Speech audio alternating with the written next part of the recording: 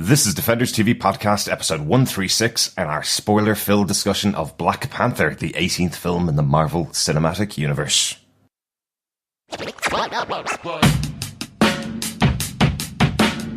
I'm holding back?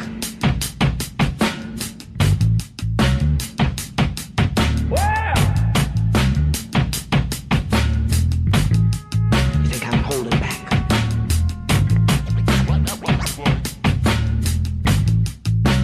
I'm out to play you.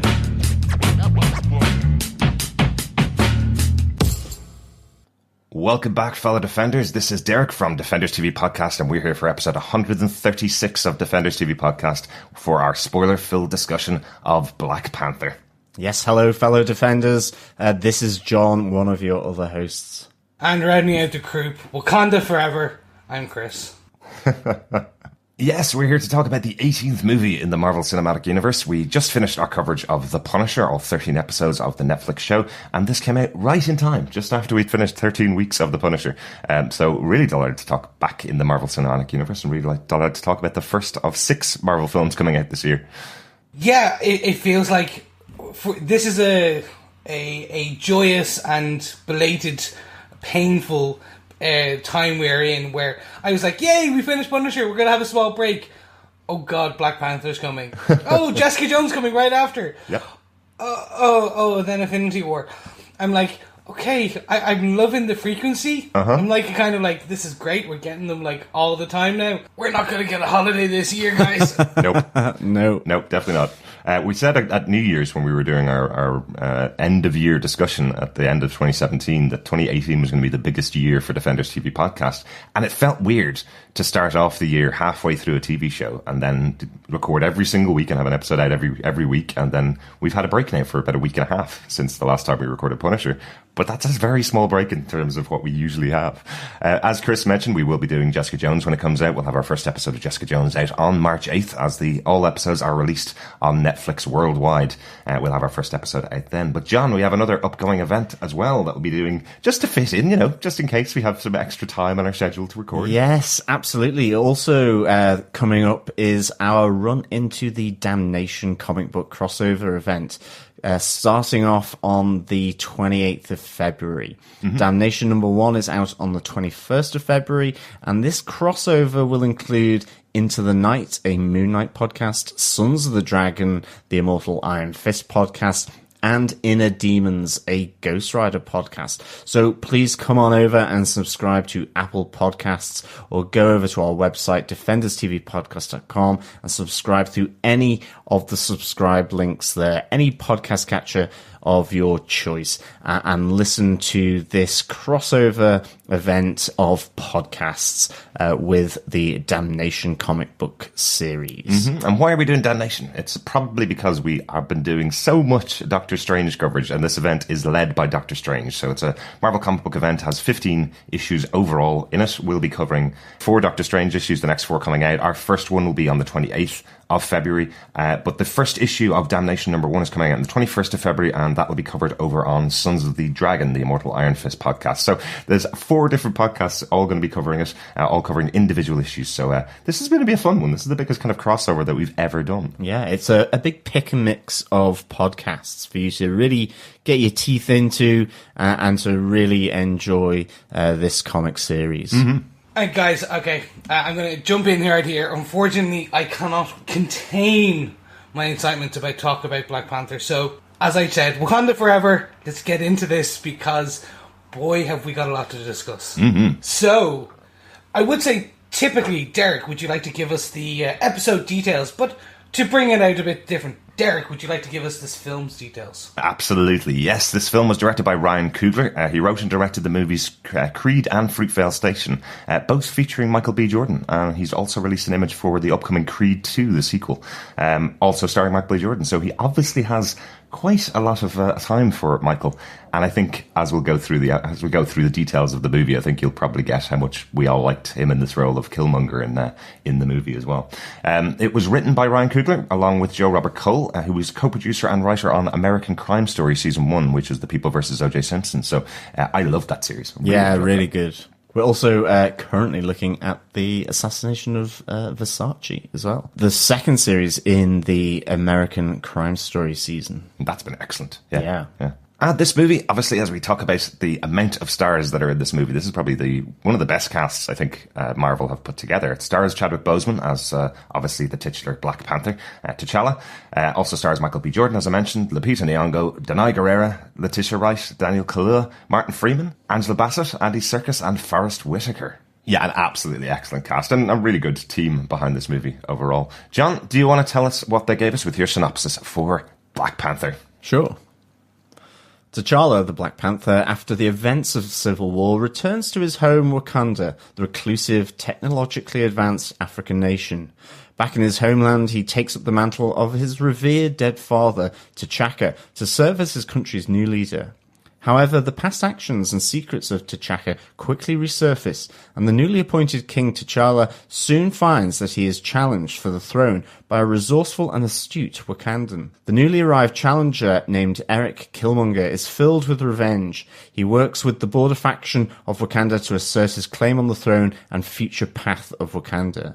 As this new reality threatens Wakanda, the hero known as Black Panther must team up with his sister and past sweetheart, along with the leader of the Dora Milaje and C.I.A. agent Everett K. Ross, to prevent Wakanda from initiating a new world conflict. Yeah, this is cool. This is a cool film for me. And dare I say it now, I'm sure we will come back to this later, it has thrown a spanner in the works of my top 5 Marvel films, actually. There is need to relegate one into 6th position at this stage. So, yeah, this was a good outing for me. Yeah. Loved the movie and can't wait to see it again. Yeah, absolutely. Yeah, really looking forward to seeing it again. Actually, really, really enjoyed it. And I'm kind of the same as yourself. I thought the top 5 Marvel films was just an easy decision. I had my 5 in line for years as they've been coming out. And yeah, I think it's this Black Panther movie has kind of knocked us up there a little bit. The way we cover our movies is slightly different to the way we cover our episodes. We're not going to pick out 5 points that we liked because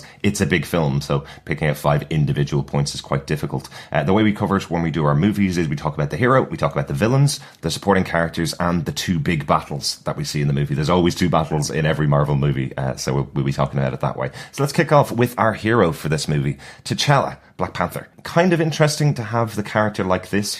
We've seen him in Civil War, obviously that was his introduction, and where we're seeing him now is coming back to take over the mantle as King of Wakanda. I really liked this idea. Yeah, I'm going to jump in here. I really liked the fact that we see growth in T'Challa. Mm-hmm. And a lot of the time, I'm not going to get too negative on the MCU. Everyone knows how much I love and feel about these characters.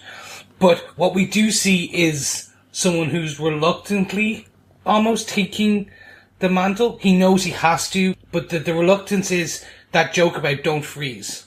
Mm-hmm. We get that in the very opening title sequence, and we see don't freeze. And I think that's almost threaded throughout. So where he's slightly reluctant about kind of having to bring Wakanda into the global view. He's reluctant about forcing the 5th tribe to kind of unify Wakanda. He's reluctant about many things. Yeah. He's reluctant about telling his love, his soon-to-be queen, hopefully. Yes. He doesn't think he has the ability to lead like his father. And that's fine. And that's like, you get that in a lot of these kind of prince to king stories. Mm-hmm. But I thought it was quite interesting to see that. What we didn't get was, well, I suppose maybe we did. We got a slight origin in terms of the heart-shaped leaf. Absolutely. And, like, we see how he gains his powers, mm-hmm. but it wasn't one of those, let's have a flashback to when his father is sitting there telling him all about the history of Wakanda and the history of becoming a Black Panther and blah, blah. We got that in a one-shot in the very, first 2 minutes? Yep. And that was brilliant. It just explained everything, and it just threw you into this massive film about world building. Yeah. But I would actually go as far to say Wakanda is actually a hero. The nation is one of the heroes in this story as well, as much as Shuri, not the titular hero, obviously that's T'Challa, mm-hmm. but a secondary hero in that Shuri, and the rest of the guards, things like that. It's another large character in the story. Absolutely. It's really weird, isn't it? You know, because Marvel MCU is primarily, it's in New York, it's in these cities that we know, and in countries that we know.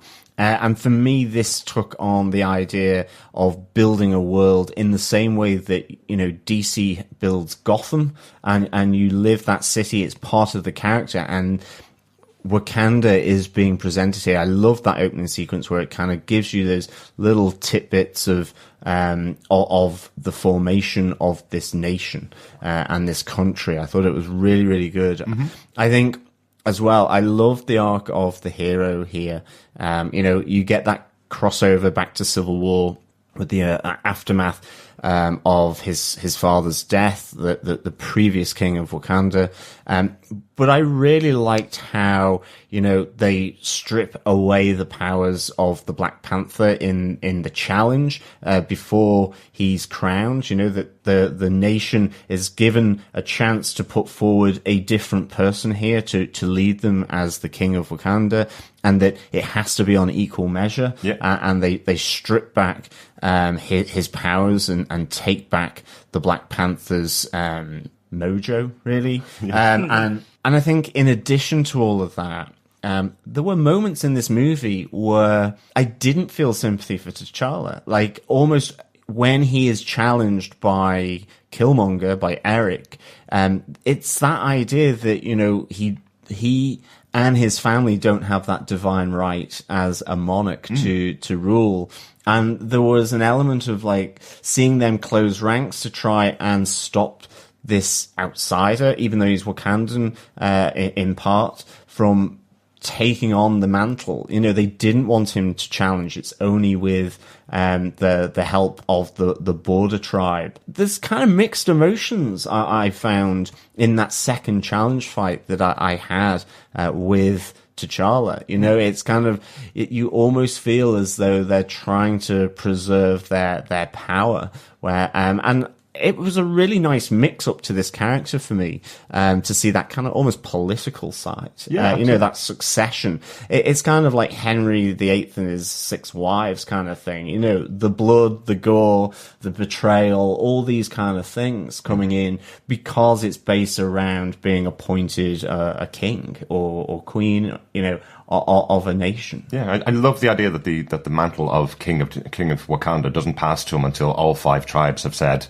we agree with this. This is the right decision. 4 of them say yes, and then we have M'Baku, the leader of the white gorilla tribe from the mountains, who makes the challenge. There was no doubt in my mind that T'Challa was going to win that, of course. That battle had to happen, because it does tell you there is a great society in here, and eventually everybody will be on the same side with a new leader. But I love that idea. One of the things I do also love about T'Challa as a character, what he's trying to do is just maintain, effectively. He'd been the Black Panther to T'Chaka, his father, who was the leader of Wakanda, for many, many years, and effectively all he's trying to do is just keep things exactly the same as his father ran Wakanda before. So his central question when Killmonger comes to him is, do I change and do I build a brand new Wakanda with this new knowledge that I have, or do I just lead it the way my father did in the past? I love that arc. That's a really good arc for the character. Do you just keep going the way everything's been going in the past? It's all fine, we'll keep everything exactly the same as it has been for 2,000 years, or do you move on and build something brand new? That's kind of where the hope comes out of this film for me. That's where the kind of uplifting moment at the end, when we see what happens, comes from. It's all from T'Challa's character, which is perfect when you're making a film called Black Panther about the character. Yeah, definitely. It's really weird, but that kind of final speech, I think it was in one of the end credits at the UN in Austria, back where his father had been blown up. It says something when you kind of really connect with what he's aspiring to do, and is almost speaking better than most politicians in reality. That a comic book adaptation is providing probably more connection to me with how you should view the world, view other people within that, than most politicians. Yes. You know, okay, I know it's just a story, but that was the thing that I found and really hit me coming out of that. I was like, that was so good. maybe some other people should really say that kind of positive, inspiring stuff in public. Yeah, yeah. Speaking of that one moment, they cut it 30 seconds too quickly. I was just like, I just wanted them to press a button or something, and like something really high tech would happen. This is like, Your Majesty, what exactly can Wakanda give to us? Yeah. Yeah. And I just wanted him to just go, like, literally, that's the mic drop moment where he just Yeah, drops the absolutely. mic, and then everything just goes, Yeah. or things start hovering, or if that was your I'm Iron Man, Tony Stark moment, Yeah. cut it just 30 seconds, 2 seconds too short. I know what you mean. I completely agree with you there. I mean, I love the grin on T'Challa's face, absolutely. But yeah, if, I don't know, one of their sort of, I was going to say spaceships, but one of their transporters just kind of like hovers down in front of the glass Bugatti windows. spaceship, I think, is one of the kids Yes. calls it. But is this not an MCU joke now? This is the second movie that we've had after Captain America: Civil War, where Cap ends the film with the word Avengers, and they cut it off before Assemble. So maybe they just cut it off as a little gag. I was really surprised that this moment was in the post credits. Was a post credit scene. It seems like something that should be the end of the film, but it was great. I loved having it. Maybe they just know everybody sits in the cinema and watches the post credit scene, so it doesn't really matter whether you put it after some credits or not. Yeah. Okay, guys, I want to jump kind of from that just quickly back to our hero itself, right? So we've seen Black Panther now in Civil War. We saw his suit there. Now we've seen his second incarnation of the suit and this technology-aided Black Panther. What do we think of it? The fights, the style, I should say, and the suit, and like taking into account where he drops from this opening scene where he suddenly just puts his hands on his chest and drops from the spaceship, or not the spaceship again, the transport. Yeah. Yeah. The hover jet. He drops from it and he spins the EMP devices, and that's his original suit, and then he gets the upgrade with the kinetic. What do we think? Because I'm personally in love with this. Yeah. This very agile. He's a lot more agile in this, and he's a lot more what I considered the comic book version of the Black Panther in this film than he was in Civil War. Which is, he's a lot more agile. He's jumping off cars, running along walls. He's spinning and kicking, versus where he was a lot more brutish, in my view, in Civil War. Right. What's your thoughts? Personally, what I love about it is the character connection. Again, they set every bit of this up with his sister Shuri in the background, being as knowledgeable as she is, as technologically advanced as she is. Like, she totally rivals Tony Stark here. I'm waiting for the moment in the MCU where she looks at his suit, Mark 48 or Mark 763, and goes, "This is what you came up with? I can do one that's controlled by my mind to suddenly form on my brother, you know? I can make a much better suit than you, Tony." I'm really looking forward to that moment. She's got a really cocky, assured attitude. And by setting this development of T'Challa along with introducing this character of Shuri to the Marvel Cinematic Universe, I think the two together combined to make it a really cool character and a really cool new version of Black Panther for me. Definitely. Like, I loved how she is, she is the Tony Stark of Wakanda. She is absolutely the brains behind the suit. I loved the kinetic energy stuff. I really liked how that was done. I loved how she set up T'Challa as well when she was showing it to him. I thought that was really good fun. You know, just that kind of brother-sister kind of relationship that they had, sort of riffing off one another. Really enjoyed that. I love that. I love the range of suits. I mean, I think obviously with Erik Killmonger getting his hands on one of them as well, I thought that was epic. Seeing those the two Black Panthers going at it together was really cool, and just how their suits worked. Really good. I love the gadgetry kind of stuff here. I know they're saying it's science, absolutely, but I think there's a bit of magic in there as well, quite frankly. You know, those little beads that were used to help rescue Everett Ross, what was it doing? It just did something to heal him, stabilize him or something. They're definitely magic beads. You're right. Yeah. I think the vibranium is more than just technology, but I loved it. Absolutely loved it. Okay, so we've spoken about our titular hero. Mm-hmm. You can't be a hero without a villain. Yes. So should we jump into point 2 and speak about the one and only Ulysses Claw? Yes, we have quite a few villains in the movie overall, and a couple that are standout. Cool to see Ulysses Claw back, played by Andy Serkis, back from Age of Ultron. So we have had him in the cinematic universe before. That's where he lost his arm to Ultron, where in a fit of rage, by mistake, Ultron sliced off his arm. And this time we see him back with a brand new arm created by somebody in Wakanda, who has given him this awesome arm that turns into a gun to blow up cars and blow up everything around him.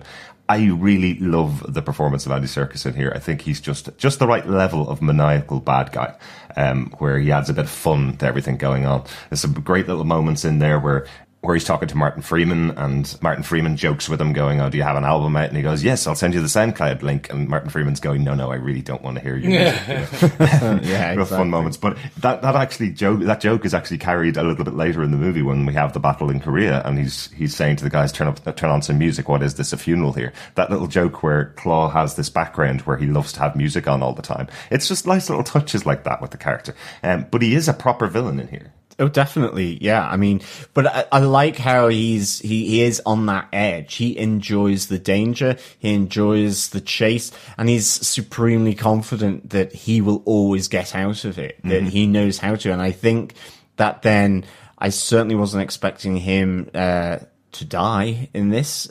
So, that was fantastic. Just that they went there and did that, at the hands of Erik, because up till then, it's kind of, he absolutely projects this image of invincibility. He's happy to ride that wave, of death and challenge against the Wakandans that, he really detests. You get that sense he has absolutely no love for the Wakandans, and he relishes every time he is in battle with them. And I really enjoyed that aspect. I really enjoyed Andy Serkis' performance again. We kind of get a bit more, as you said, a sense of the character of Ulysses Claw. I feel he was slightly one-dimensional. He's an arms dealer. He just wants the vibranium. That's his motivation. He wants money. Yeah, definitely. Diamonds. That is an issue that the MCU has, in that we get these characters for 2 hours, 3 hours, and there's only so much character development you can give to some of these. But for the performance, the delivery, it's a valid motivation. Like it is. If you're an arms dealer, you care about money. You care about the most powerful weapons. That's what he wants. So, and he's effectively the only person outside of Wakanda that knows about the amount of vibranium they've had. The moment in Age of Ultron where he's introduced and talks to the Avengers around him about the fact that they have mountains of this stuff available and he can only get small portions. I love the fact that they've carried that on from Age of Ultron, that he's still trying to get his hands on as much vibranium as possible, yet it's tiny quantities in comparison to the mountain that they have available within Wakanda. So that jealousy and that hatred of them for keeping this back from the arms dealers of this world is just palpable. Yeah, I love how when he hands over the vibranium to Everett Ross, he's like saying, I was going to get an expensive metal case, but it's just wrapped up in a bit of paper with fragile on it as well. The toughest, hardest material known to man, and it's got fragile on. I love the heist as well. And again, you just see that mercenary element of Claw, where he allows one of the security guards to run away and then shoots him in the back, and he's like, we've got to spread the bodies out. It's got to look like, a real deal kind of theft of this stuff. It's got to look like we're amateurs. Yeah, is the point, because if they look like professionals, they'll catch them much quicker. And that's our introduction to Erik Killmonger, the other big villain. Obviously, this is kind of the central antagonist, I suppose you call him, rather than a villain, right? Because his motivation is fantastic. They've set this character up. You mentioned earlier on, Chris, that there's a lot of criticism in the past of villains in the MCU and how one-dimensional they are. This is a proper three-dimensional villain, right? Yeah, he is excellent here. I mean, you go from wondering what he's doing with Claw. He then kills Claw as well. And his girlfriend. And his girlfriend. You know, you see that ruthlessness, and you get that described by Everett Ross. You know, he's been in, you know, special military units that take down governments and so on. Yeah. But for me, he really made me think. You know, this character made you think, and he made you go on a journey of supporting him. You know, when he goes to claim the throne, the past secrets with his father and you know, T'Challa's uncle, and what happened with T'Chaka, and they all come out, and you see also the little boy playing basketball, going up to find his father murdered, and you see his motivation, and I was actually with him. But then, you know, he's the antagonist because it's what he does with that power, what he's looking to achieve, and it's to spread chaos and conflict. And then, you know, you suddenly kind of, you're back up with T'Challa wanting to take him down. So, yeah, like, it was a really good ride of sort of having sympathy with him and then wanting him to be sort of taken out of the way. I mean, he was absolutely uncompromising. You know, you see him burning the heart flowers.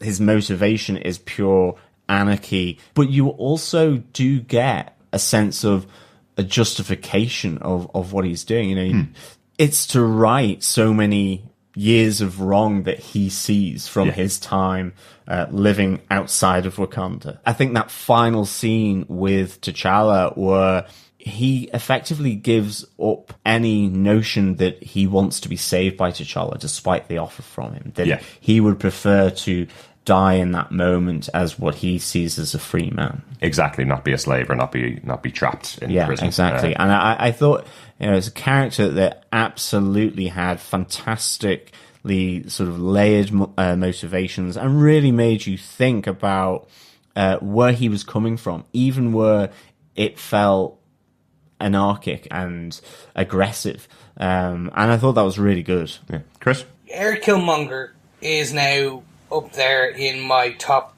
2 MCU villains of all time. Definitely.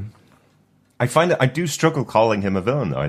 I exactly. In my head, I keep going antagonist because he's antagonizing our hero. But the villain part I find difficult, and that's the best part about the character for me, I suppose. Exactly. Think about this, right? There is an element of revenge for the death of a loved one. Mm-hmm. Yeah, that has been done with Zemo. Yeah. They took a similar thread, which is, okay, someone very close to you, one of your loved ones, has been killed by the protagonist's lineage or connections, and that has caused you to go on a path for revenge. Yeah. So that's with Zemo in Civil War, we got that, but it just wasn't expanded enough. It wasn't given the breadth that you wanted or you needed in order to really show why the character has done each of the things that he's doing. I feel with Killmonger they did. They showed the death, but then they showed the death from his perspective.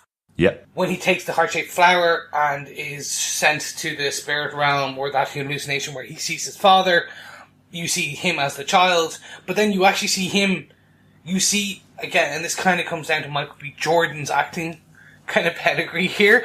Like, you see this innocence, like this hurt, the tears, where he's talking to his father, his ancestor, and talking, the dad's talking about, I wanted to bring you there, blah, blah, blah, that type of thing. You see that, and then you can understand why this little boy, then, all he wanted to do was train to become the best warrior he could become, so he could challenge the current lineage, which would be T'Challa, and show that he was worthy of being a Wakanda and not being left in Oakland. Well, that's kind of Definitely. That's kind of the cool thing about this movie, that effectively it's not just about them killing his father; it's also about the fact that he's been thrown out of heaven. He is he does have the right as a Wakandan to go back to Wakanda. We've seen it now in this movie, and it's beautiful. It's the best representation of heaven that I've seen on film by the Marvel Cinematic Universe anyway. So the whole concept is not only did he lose his father in that moment, but he lost his opportunity to get back into heaven, live in this civilized society, live in this futuristic society, because they didn't know he was alive at the time. So he is trying to make his way back on that stairway back to heaven, but he's taking a very violent route. Yeah, but also on the spiritual plane where he gets buried and then comes up to see his father. But there is that moment towards the end where his father starts to cry because of, and I took it as the uncompromising nature of what Erik wanted to do. Mm-hmm. Like, it goes from in this father-son conversation and about their hopes, their dreams, getting back into Wakanda, to then, for various reasons, Killmonger is about taking it back. It's changing up the Wakanda that his father remembers. Mm-hmm. And you get that sense that, does his father kind of go, what have I done? What have I created? Just from that slight tear. And I think rolling down his face, I thought it was really, really good. I loved that spiritual plane. I loved when Chadwick Boseman comes out of the sand to see all the panthers in the tree. I thought that was really, really good. And I mean, that's very connected in with the sand people of the Kalahari. They believe in that as well. That idea of being returned to the earth and going to that spiritual plane. And I thought it was beautifully done, and really that nod to different societies that have that view of that relationship between man and the earth and their environment. I thought it was really, really cool. Yeah. The one bit I really liked, and I'm going to kind of wrap up Killmonger because we've got so many other people to talk about. More importantly, I want to talk about Sir Shuri, but one of the things I really liked about Killmonger was his methods are wrong, but the philosophy behind what he wants to do can be questioned in a good way. In that absolutely. He wants to give the high-tech weapons to the war dogs in order to arm the resistance around the world so that they are no longer on the underfoot. They're no longer the oppressed. Yeah. And you could argue that is a good thing. You want to help resistance overthrow these disgusting governments, yada, yada, yada. That's why I really enjoyed this character. Yeah. In that, actually, when you sit down and you go, actually, that's not a bad idea. Like, if you gave the underdog the same powers as potentially the top dog, then it's an equal footing. Everyone's on the same plane.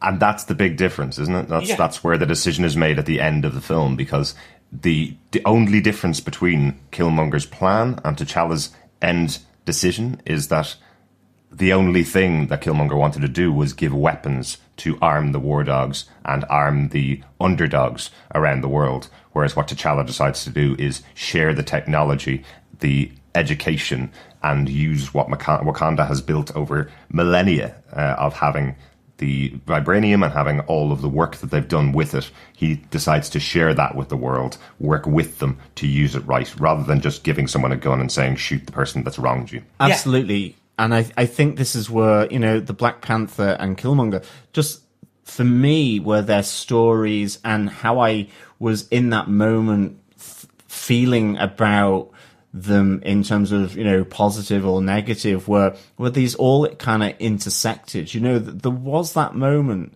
where I was all for Killmonger. I felt that T'Challa, it was like this power grab. They wanted to retain the throne, certainly in terms of with his mother and Shuri, this idea that, they were kind of the rightful heirs. And I really enjoyed how the different perspectives between these characters shifted as you went through the movie.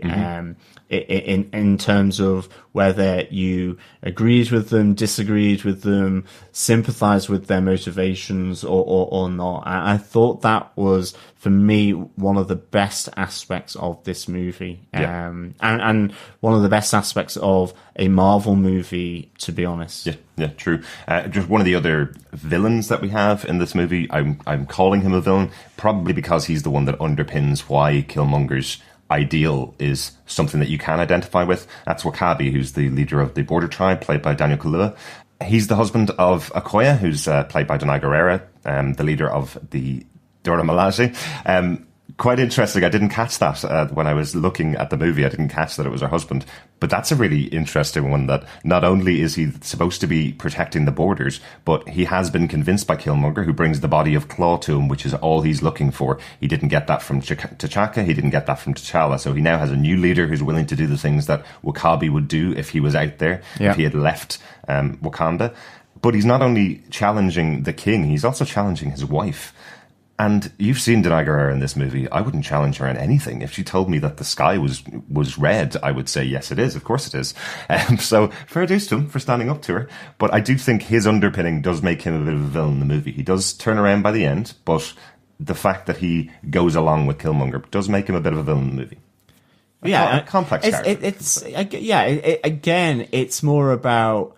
It's the political shift. It's kind of the idea that, to begin with, none of the other tribes except for the mountain tribe were willing to put up a challenger. They were happy in an extent to have that status quo. And then he thinks that things are going to change, presumably, from T'Chaka's to now T'Challa's rule. He sees that they don't. We hear that his parents were the ones that were killed by Claw when he came in and stole vibranium and made his incursion into Wakanda. And he has his knight in shining armor that brings back that body, the thing that he's been looking for. And it's a shift in political allegiance, and that changes it. And it's the great thing about it is it's all within this tradition that's been built and been shown in this movie as well. Yeah. So in that sense, is he a villain? I'm not entirely sure, but certainly he's in line with Killmonger. Exactly. Until his wife's there with a massive pointy thing stuck at him, and he kind of realizes that his tribe's a bit knackered. And he's got armor-plated rhinos as well. That's true. Yeah, very cool. Very cool. Shall we go on to the supporting characters? As you say, Chris, we've got a lot to go in on this movie. It was kind of a bit difficult for this movie to actually just split it out into the heroes and villains and supporting characters, because of all of the Marvel movies so far, I really feel this is an ensemble, more similar to the Avengers as opposed to a standalone film like Doctor Strange, for example. Because I think the characters are drawn really well. So let's get into some of the supporting characters. Obviously, W'Kabi was a supporting character, but he fits a little bit into the villain mold. Some of our main heroes in the movie that we have here, we have Nakia, who's a Wakandan spy who has seen the outside world, played by Lupita Nyong'o. And this is effectively T'Challa's love interest, but she has so much more going on. We talked about in our Guardians of the Galaxy Volume 2 review about some of the women in that movie feeling like all they were really there for was to be the love interest of some of the major characters. That's not what Nakia feels like here. She feels like she's another perspective on Wakanda because she's a spy, not a fighter. Not everybody there is a fighter. She feels like a different character, and that's what I really liked about her in the role. Yeah, do you know, I think actually, just as a general aspect to this point, I thought that the women were so strong. And as an equal to T'Challa, they really challenged him. They really went up against him if they thought what he was doing was, crazy, wrong, or whatever, or try to, guide him. I really, really enjoyed Nakia as this spy rather than a fighter. Again, really just trying to this influence of Wakanda, this secretive influence of Wakanda in the wider world. And I loved how it kind of came back at the end where it's, you can't any longer be secretive, and like she's got to find this new role in this society. So that, and how it's going to outwardly project itself to the rest of the world. So I really enjoyed this change with Nakia as well. But it felt real, her relationship with T'Challa as well. I mean, you know, we got the kiss at the end, but you know, was she an ex? She was an ex, wasn't she? There was, yeah. There's definitely been some history between the two of them. I think it feels like there's been an attraction, and they may never have actually gone out with each other in the past. But the joking from Shuri about, you know, don't freeze up T'Challa when she's around like you always do. It feels like he's never had the strength to ask her out, or the courage to ask her out in the past, which you'd think, coming from the Black Panther T'Challa, future king, not having the ability to ask out a girl seems like a bit of a joke from Shuri, where she's niggling at him, I suppose. But yeah, I think there's a history there. But I suppose what I loved about it, as you say, we do get the kiss at the end of the film, but it didn't feel like from the start of the film it was being built to a kiss at the end. Not it at felt all. Like there was so much more going on with the character, and that they are equals, and that's why he wants to go out with her. It doesn't feel like he wants to go out with her because, well, she's the likely person to be my queen, you know? Which it could have easily been in the hands of even a different Marvel production. That's how some of the women have been handled in the past. My personal opinion is that this is the only Marvel film that could have done this. Okay. In such a way that it didn't feel trite. It just didn't feel forced. It is a cultural phenomenon that is happening with this film. Does it help that the film is fantastic? Yes. Okay, but there is a cultural element to this where it's celebrating the African culture. It's celebrating from the soundtrack to the art form to the cinematography to the actual accents to the language. It provides a completely different reality in terms of how you view the movie. It goes beyond the reality of Wakanda as a fictional place, but in terms of a story being told with a different reality, which is with Africa and Africans at the center. And as you say, Chris, completely agree. Like in terms of the aesthetic, the music, the colors. You know, the fact that this was almost exclusively set within Wakanda, with the exception of maybe South Korea. And I completely agree with you, absolutely. But not only that, but also in terms of these female characters connected in with that as well. It's just they are absolutely independent and strong. Yeah. And I think for me, what I feel coming out of Black Panther that I didn't think I was going to when I went in, I felt it was going to be a statement movie. What I actually felt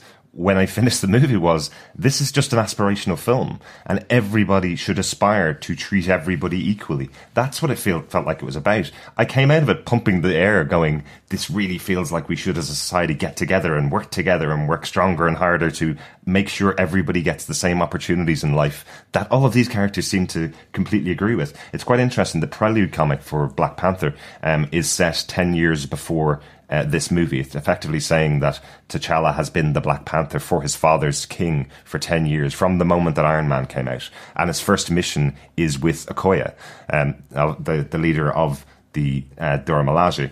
It's quite cool having the two of them starting out around the same time, working on a mission together. And effectively, that's what builds his relationship with all of the women around him in his life, is the fact that she is the strongest and most powerful warrior. And it's called out in the movie. There's Black Panther who takes a flower to get the power to fight against anything that's thrown at him. And it's not him that's called the greatest warrior. It's Okoye. That's cool. And I love this about this film. The strength of the female leads, the strength of the female characters themselves. Mm-hmm. It's like the strongest warriors in all of Wakanda are the Dora Milaje. Mm-hmm. A female-led King's Honor Guard. They are the best of the best. And then you do have W'Kabis, who are the one of the armies, the kind of the protector, border patrol. Okay? Yeah. They are not the best of the best. And again, I completely agree. I did not come out of this going, this was a statement movie, blah, blah. This is just a fantastic movie. But it weaves these female lead characters. It doesn't feel forced. And I think that's the aspect I'm trying to get. They don't go, look, this is the queen, and look how great she is, and look at Shuri, she's so intelligent. They didn't make her the arrogant, intelligent person who knows she's the most intelligent person in the world in that room. They made her this comical, lovable, kind of approachable character who was fantastic. Who's the kid's sister, but she also is like 20 times smarter than anyone else in that room. Or the Marvel Cinematic Universe, probably. Or the Marvel Cinematic. I want, as you said, I want to see that Peter and Tony Shuri meet up. That's going to be such a battle of the wits, but also the brains. Well, we do know in the next Avengers movie we are at least going to see Bruce Banner in Wakanda, so he's also a very intelligent member of the MCU. So really cool to see that. One thing I do hate about the film, I will say, is Danai Gurira in the role of Okoye, because she's so good. It makes me want to see them kill her off in The Walking Dead as Michonne, so she can go and do some great movies like this. That's one thing I hate about the movie. Why make her so bloody good so she'll go and leave The Walking Dead and make great movies? The thing I loved about Okoye as well is it is that moment where she goes to protect the throne. You know, you have T'Challa, you have his sister Shuri and the mother racing off into exile, in effect, that they don't know what's going to happen to them. They in their own minds, I presume they think that they will be killed by Killmonger, because of this political coup that's just happened. And I think that moment where Okoye, you kind of would expect her to stay loyal to the king, but it's not. It's to the throne. It's to the throne of Wakanda, and that's where the Dora Milaje's loyalties and allegiance lies, is in the throne, the concept of it, and in terms of the traditions around it, and the very fact that Erik Killmonger has simply been successful in challenging the king. Yep. The only thing I thought that was slightly kind of strange was that so soon after the challenge had already come in from the mountain tribe that they were allowed to do it again. I think it's because Killmonger didn't get the opportunity to do it, and he is a rightful heir to the throne. Okay, so because he wasn't there at the time and has the opportunity to challenge, the society seems like it has its fairness. It's not, oh, you were sick that day, therefore you didn't get the chance to challenge. You know, it seems like they'll give you the opportunity if you're a rightful heir, which is really important. Speaking of M'Baku, I really want to bring in how tastefully and amazing crafted that character was in comparison to what his comic book counterpart is. Yeah. So for some of our listeners, M'Baku, he's the leader of the White Gorilla tribe. He's in the comic books called Man-Ape. Yeah. He's a lot bigger. He has a lot of history around him. He's basically the dumb, hulking antagonist like that is for the Black Panther. He's 10 times stronger than the Black Panther because he has his own version of like the heart-shaped herb that makes him extra strong, yada yada yada yada. They could have gone something quite silly and made him that kind of man-ape. They did reference it with the moment where Everett K. Ross is trying to speak to M'Baku, and they go, oh, and they just, all of them do that kind of gorilla, kind of grunting, and just to shut him up. Yeah. And I thought like they did that later on as well. So they referenced the man-ape persona. This is his war call. He uses it, the gorilla call, to shut the people up. But then they actually turned this M'Baku into, they took him and at the challenge at the beginning, I was like, okay, maybe he's just that is his titular part in the story. He was the challenger, he yielded, and that's it. Yeah. But they brought him in later and they showed him as this kind of complex leader of his tribe. Yeah. Where he's like, I'm not going to go to war with the other king just because of you. Yeah.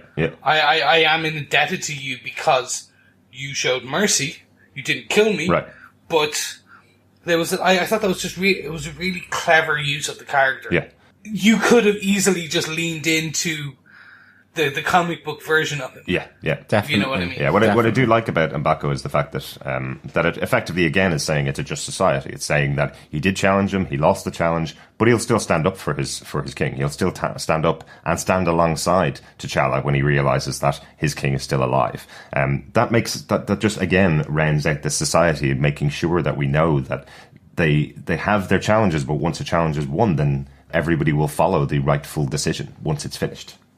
Yeah, I thought that was really good. One of the other things as well, with regards to Shuri's, the communication devices that they had, and that moment where they're tracking kind of an incursion into Wakanda that has kidnapped, I should say, members of the border tribe, and the Black Panthers off to stop them from escaping, and you see the vehicles in the transport. It reminded me of Man of Steel in terms of all those beads coming together to form different things. I thought it was real similar. I kind of liked the aesthetic of it. Yeah, and that's also how the story of how the Black Panthers got their power came at the beginning. It felt exactly like that, where it's kind of being formed out of those. It's almost like little lead shots, but I suppose they're vibranium. Yeah, most likely. Lots and lots of supporting characters. Just quickly to touch on Everett K. Ross being back from Captain America Civil War. I think he provides a very good through line in this movie because, again, we're being introduced to Wakanda through the eyes of characters we haven't really met before. So to have a character that we have seen being so wide-eyed and freaked out by the whole society of Wakanda the way it is, he believes he's very worldly. He believes he knows what's going on everywhere in the world because of his job. And he never knew Wakanda existed. I kind of like having that. And I also like that he played a part in the final battle as well. I thought that was quite important to have if you have the character running through the film, that he's not just the damsel in distress, for want of a better word. He does play a part in the end of the film as well. Also, obviously, Forrest Whitaker, I have to say, after his role in Rogue One, which I thought was so badly overplayed, it's nice to see him in a geeky movie doing a great job as the witch doctor who was saved by T'Chaka. I think he did a really good job, and I think it's quite a powerful moment when he's murdered as well. Definitely, it was good to see. He's the other guy that's been sent with Killmonger's father, and has played his part in keeping T'Chaka's decision and secret under wraps. You get that moment where it's exposed to T'Challa, who has to rethink. And again, you get that second meeting with his father in the spiritual plane once he's taken on the heart flower and been buried, this time within the snow, up at the White Gorilla Tribe's mountain village and seat of power. Really, really enjoyed that, just sort of that difference that has come from this new information, and that obviously Forrest Whitaker dying at the hands of Erik after the challenge, and maybe is the reason why T'Challa ultimately was saved, because Erik had his focus on Zuri as being the person that really betrayed his father. Yeah, absolutely. Chris, do you want to talk about Shuri? Because we didn't really talk about her a huge amount. Is there anything else you want to say about the character? No, we barely talked about the character at all. I just really enjoyed the joke about the Back to the Future shoes. Mm-hmm. She said, "Oh, I saw this film and it inspired me, and I'm going to call them sneakers." Get it?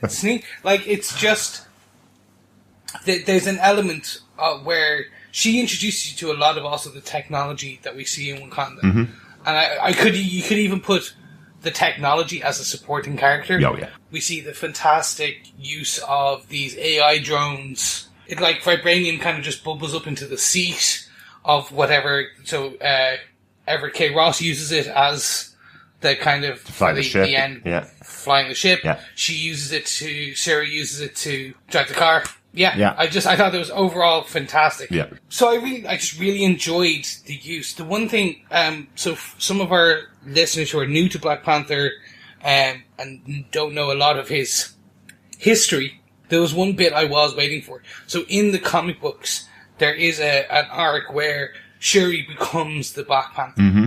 T'Challa basically abdicates the throne. She becomes queen. She takes over the mantle. She takes the heart-shaped flower, and she becomes imbued.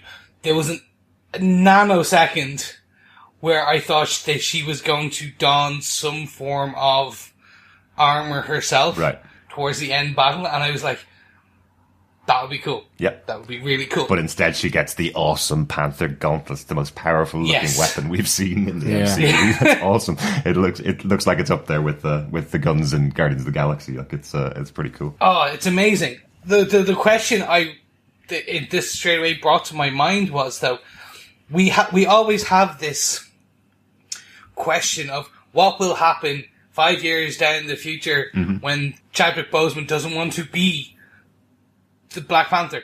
Well, give it to Shuri. Absolutely. Yeah. There you go. That's the easy one. Yeah. Like, what happens when Iron Man doesn't want to be? They bring in Riri Williams. Yeah. What happens when Chris Evans doesn't want to be Captain America?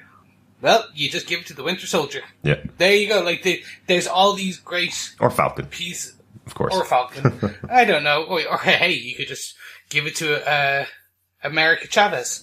Who knows? Yeah. There's all these fantastic elements of it, and that's one of the things you see that this character is not afraid of battle. Yeah. Which is really interesting. Speaking of battle, our fourth point is the middle battle of the movie. I'm not the only one that noticed this. I'm sure you guys were exactly the same. Didn't this feel like something out of Casino Royale or something out of a Bond movie as they're standing in the casino in Korea? What an awesome battle. I have to call out the camera work in this scene as it's following the punches and fighting going on throughout in almost a one take shot, almost like something that we'd see in Daredevil, where we kick off with, as it's being called, wig fu from Okoye, as she throws her wig into the face of one of her attackers and then hits the other one with her extendable spear. It's just so cool, and a great kick off as Claw is being attacked by Panther and his friends. Yeah, the whole feel of this really was Bond, and you had the car chase there, which I just thought was awesome. And again, Shuri's sort of remotely controlled car. I love that idea.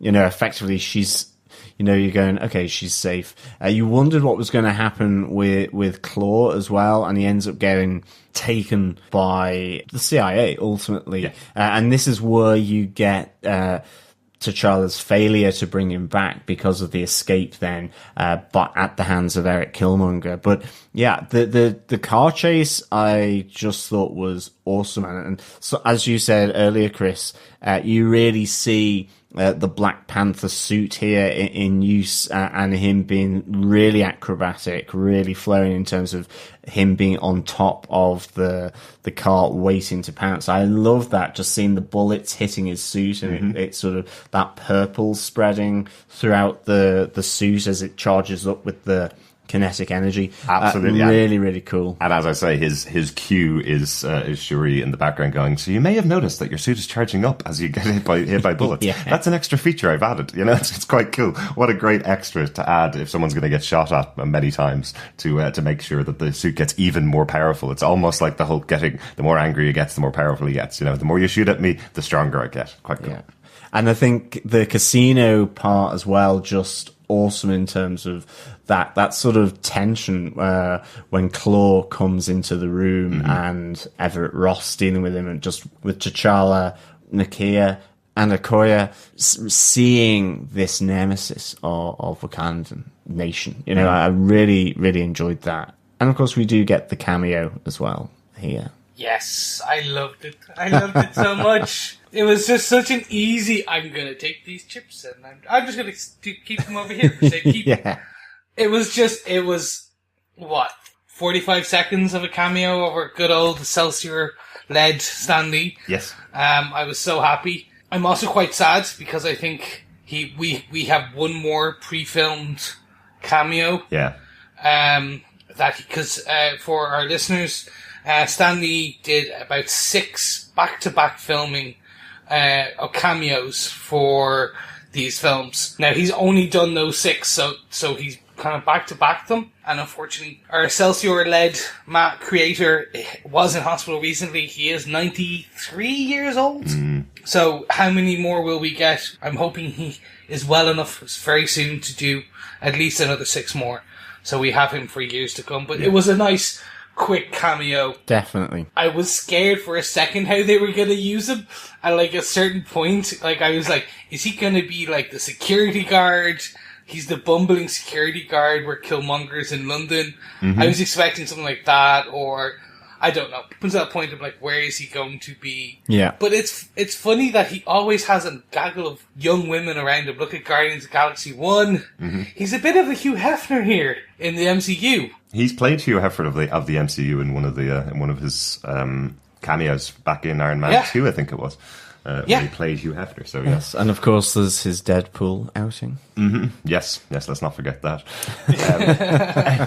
Anything else on the Korean battle overall, Chris? I loved the South Korea chase. I thought, as you said, it had a huge twang of James Bond to it, of Casino Royale. I could have used a bit more fighting in the actual casino part, but to be fair, they destroyed most of it. When Killmonger shoots Black Panther, and you literally see him fly through the balcony down onto the ground and smash the tables. I'm like, oh yeah, okay. Two superpowered individuals, probably not a good idea to have them indoors. So yeah, I enjoyed that. I much preferred the chase. I loved this Shuri and T'Challa in one, and you see how happy Shuri gets when she goes, oh my god, I get to do this. Absolutely. And she just runs and jumps.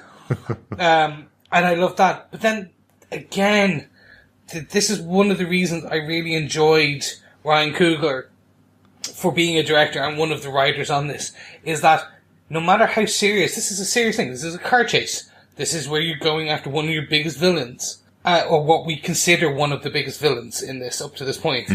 We get where he shoots the car which has Nakia and Okoye in it, and then it just disintegrates, and you just have the two of them this kind of slow skid stop. Nakia is still holding the steering wheel. That was a funny moment. Absolutely. I think actually that level of humor was really nicely woven through this. Like, whether it was that moment, as you say, where they both come to rest on in very different ways. You know, Okoye is cool with her spear poised on one of the car doors, and Nakia is still strapped into her seat, sort of sliding to the end.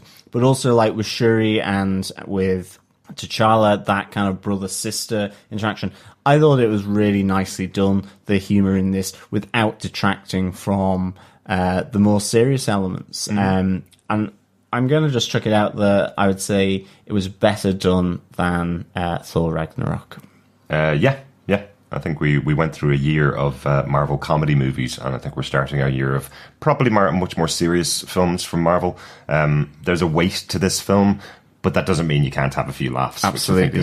Which I think is right. Whereas something like Thor Ragnarok felt like, there's a film in here somewhere, but we'll throw a few jokes on top of it and people will laugh and have a good time in the cinema. So I'm much happier with the hands that are on this film guiding the humour and guiding the serious elements, because it does feel like they're doing something important for MCU. Exactly. Where those lighter touches just came in were just nicely done, I thought.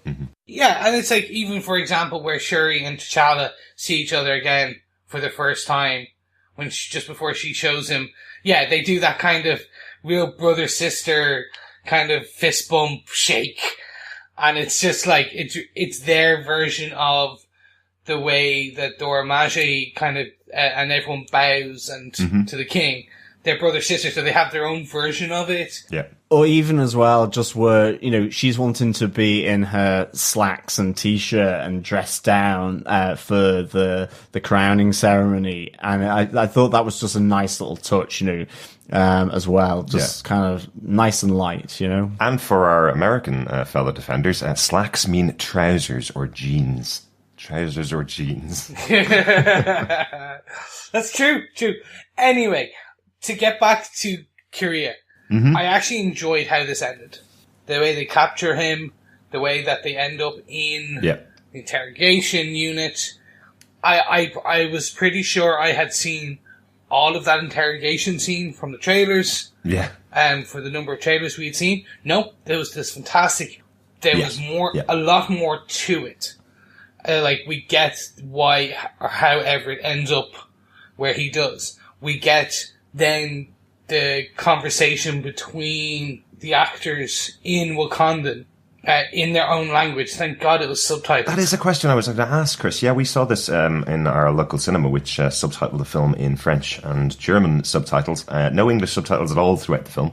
And we were wondering, because there was that whole conversation between Okoye and T'Challa as to whether there was subtitles in English for that. There was subtitles, was there? There was. So one of our listeners hopefully might be able to answer this. Did they create this language for Wakandan and then just subtitled in English? Because yes, it was subtitled in English for us. Or is it actually like a form of Swahili that they've just appropriated and made it kind of... They've said that the Wakandan speak Swahili, for example. I'd be really interested to know that. I don't know, but yes, a lot of the time when they are speaking in Wakandan, if we'll call it for that for now, there is these English subtitles for us. Very good, very good. I just have to learn German or French, I think. Or Wakandan, sure, why not? Yeah.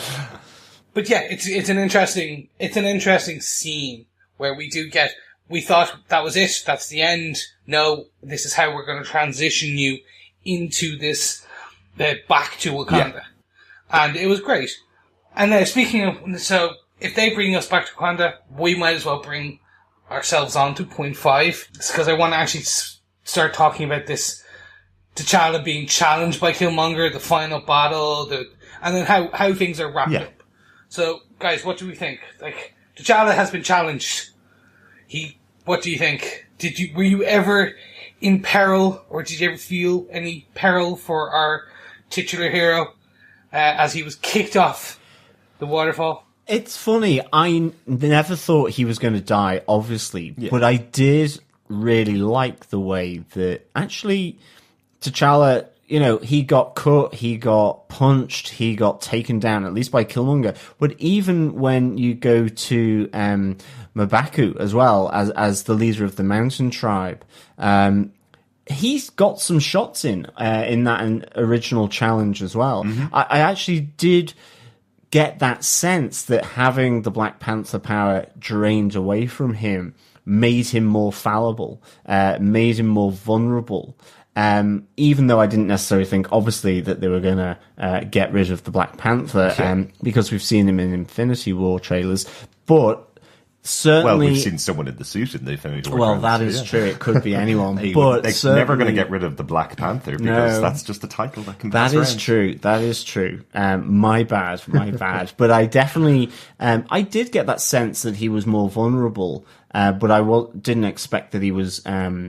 necessarily going to die. Although when he did sort of plunge into the ravine, I was like, okay, how are we going to get back to him? And I like that it was back up in the mountains with M'Baku, who, that they have saved this king. You get the sense from the original opening that they talk about the 5 tribes, and one of them goes off in a sort of a huff up into the mountains, and you kind of thinking, okay, are these going to be the big antagonists that come in with Erik Killmonger? And it doesn't even take them off the table that could happen in future. It just I do like how they deal with the characters. Yeah, definitely. So I didn't think he was going to die, but I did like how they made him more vulnerable after he got the Black Panther extract out of him. I love that that's how he has to prove that he's the right king. He can't prove that he's the king by fighting as Black Panther. It's almost that idea from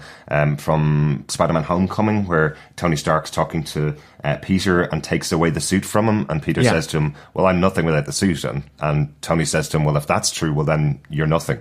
It can't be that way, or else you can't be a hero. And that's effectively what they're doing with the Black Panther here. They're taking away his power so that he can prove he's the rightful heir to the throne of Wakanda, which I loved as an idea. I also thought it was very, very smart. It took a couple of minutes of discussion after we watched the movie. I thought it was very smartly written about the idea that in order to win the challenge, you have to either give up or die. It's one or the other. There are no other options here. So taking T'Challa and throwing him off the side of a waterfall and assuming he's dead, well, sorry, that means you don't get the throne, because you have to have a confirmation. Either he gives you the throne or you die. Confirm kill. Exactly. And you would think that, Erik Killmonger, as sort of a specialist operative, would have to know about the confirm kill. He should have been sending people out to confirm it. And also, or double tap, as they say. It was Uber Marble ab time as well. Yeah, it was like an ab central going on here between Michael B. Jordan, along with I love that each one of his the pattern on his skin was a kill, and that's a traditional form of it's not tattooing, but it's scarification. Scarification. That is a traditional form of art in different tribes in Africa. I love that they kept that. But man, he well built. Well, he has done Creed. He has been a boxer. He's got that kind of build about him. What I did like about that moment is that we get told that he has a mark for every kill, and we get that early on, and we see a little bit. We see about 4 or 5 of them, and then when the shirt comes off, you're like, that's thousands of people that this man has murdered and killed to get to where he is now. Yeah, but if we look at it, this is a thing from Wakanda. W'Kabi has those scars around his eyes. So it is a Wakandan tradition, if you will. Tradition. And I just, again, as you said, Derek, though, like that second where you're like, oh, he has a few here or there, and then you see as he takes off the overall, when he takes off his shirt, getting ready for the challenge, I was just like, damn, I know we've seen that already, but that's cool now we actually know the backstory behind it. Exactly. But we don't know whether W'Kabi's want scarification are for kills. Well, we would assume if that's the kind of, they're the same types of lines. I made that assumption that they're the same types of lines. But it's an art. It's an artwork in terms of that. It doesn't necessarily. It's just that for Killmonger. Okay. Yeah. Fair point. How he does it. Mm-hmm. Yeah. But it could be as well. I mean, I don't know. I'm just kind of throwing it out there. It's also for decoration and body art in the same way as tattooing. Yeah. Or maybe it's the number of rhinos real. Perhaps. Okay, and quickly, 2 quick Easter eggs. One, a lot of the story arc from this with the Killmonger and the basic film story for this is come from a framework of the Panther's Rage story arc, which were the Jungle Action comics, which has introduced Black Panther, which was Don McGregor, Jill Kane, and Klaus Janson. Right, very good. It even has that whole part where we see T'Challa from the waterfall. We see Killmonger come to Wakanda and everything. Right. So that's I really enjoyed that one. I will also put this out here because we're gonna get to it in about like a hot split second. The Black Panther in Panther's Rage story arc in Jungle Action comics does wrestle a rhino. Very good. And it's literally panel for panel from the action of the film. So I was just like, yeah, this is good. Excellent. I'm enjoying that they put a lot of these nice little pieces in there as well. The final battle does seem really epic, doesn't it? The fact that we've got 5 tribes in Wakanda, and we've got Killmonger in here, allying himself with one of the tribes. It does really feel like an epic battle. It felt like almost, I think I said after watching it, that it felt like the battle in the Hobbit, Battle of the Five Armies, because there's so much going on with the Dora Milaje on one side and then flipping over to the other when they realise T'Challa's back. So they're up against Killmonger, with Shuri and the Queen and Everett Ross taking out the planes that are shipping out the weapons to the war dogs. With that battle going on, it feels like there's a lot of battles going on in this scene for me. I'll agree with you. There was lots going on. I didn't get the feeling for epic. Oh, okay. Yeah, I didn't. There was like about 200 people on the battlefield. Because you just had the Dora Milaje, you had M'Baku's team, and W'Kabi's team. Yeah. Those tribes. But it was only small pockets of them. The scale of epic in my head is, like you said, Lord of the Rings, where we get CGI characters of thousands of people running and like that battle. I know what you mean in terms of we had a lot of disparate, separate, but connected fights going on. You had Everett down in the vibranium lab, kind of stopping the ships. We have Black Panther first taking on W'Kabi's team, then we have that long extended battle against Killmonger, the Golden Jaguar. Mm-hmm. Then we have Nakia and Shuri's fight, and then we have the Dora Milaje's fight, then we have the overall melee that is the three people fighting and then coming to the end. Yeah. But it was just like 50 people, 50 people, 50 people. Right. And then some connections. Right. I think the best, one of the best reviews that I saw of the film, one of the first reviews I saw of the film actually, made a really good point about this fight, that what is cool about it is, even though there are a lot of things going on, you know who everybody is and what side everybody's on and who they're fighting and why they're fighting them.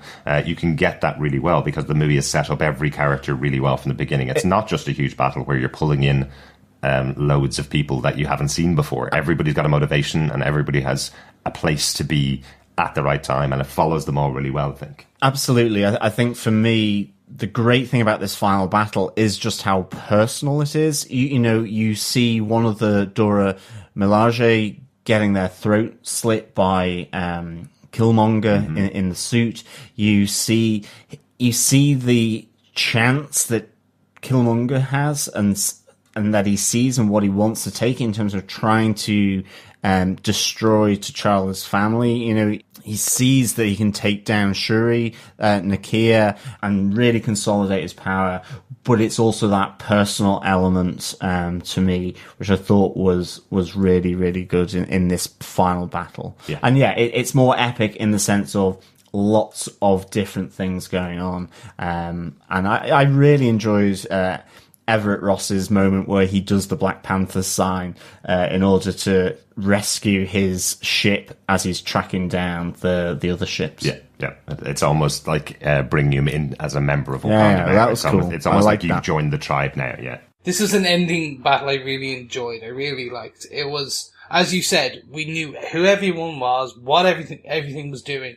There felt like there was enough tension because you did have the potential of like the vehicles leaving Wakanda. Mm-hmm. You had the Dora Milaje dying. Yeah. Like you had these people dying. Like I did think for a second when we get the scene between Okoye and W'Kabi, I thought they were gonna fight. Yeah, I did. I thought one of them was gonna like get killed, and I was like, oh my god, you're literally setting husband against wife. And I thought that was going to happen for a second. But W'Kabi's really smart and knows he couldn't win that fight. Exactly. I'm worried now. Black Panther 2, where are they going with this kind of thing?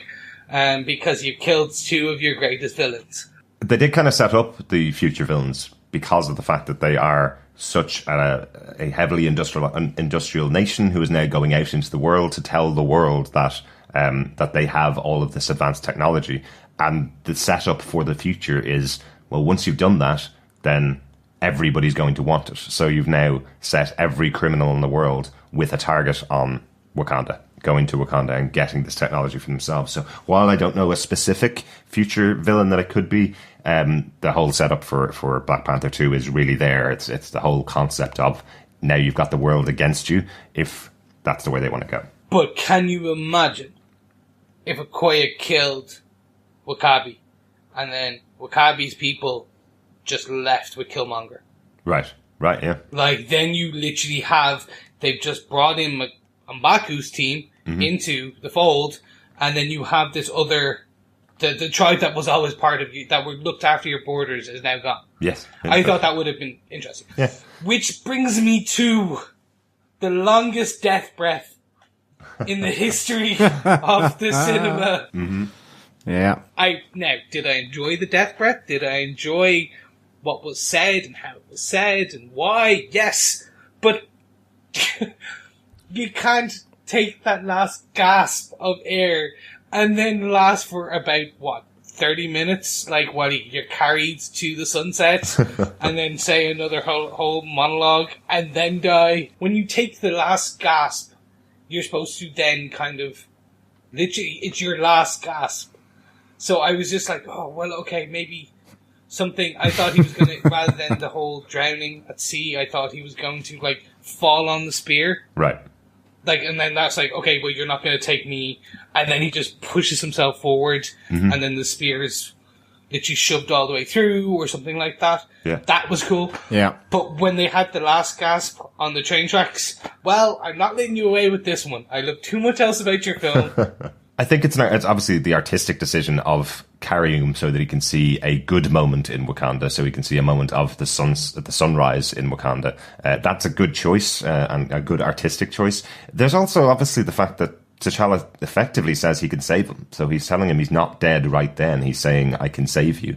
And Killmonger refuses to be saved. So he's not dead, because if he was dead, then there wouldn't have been able to have been an offer from T'Challa to save him. So I do understand that they definitely added on a bit of extra life for him, so that he could have that moment. But it's a nice moment. Again, it's a hopeful film. It's an aspirational film. So having a moment where you don't have your hopeful new hero cutting the head off the bad guy or something to kill him. You have a moment in the sun, effectively. I mean, we could just say that the Black Panther suit that he was wearing kind of just kept him going for that little bit longer than was really necessary.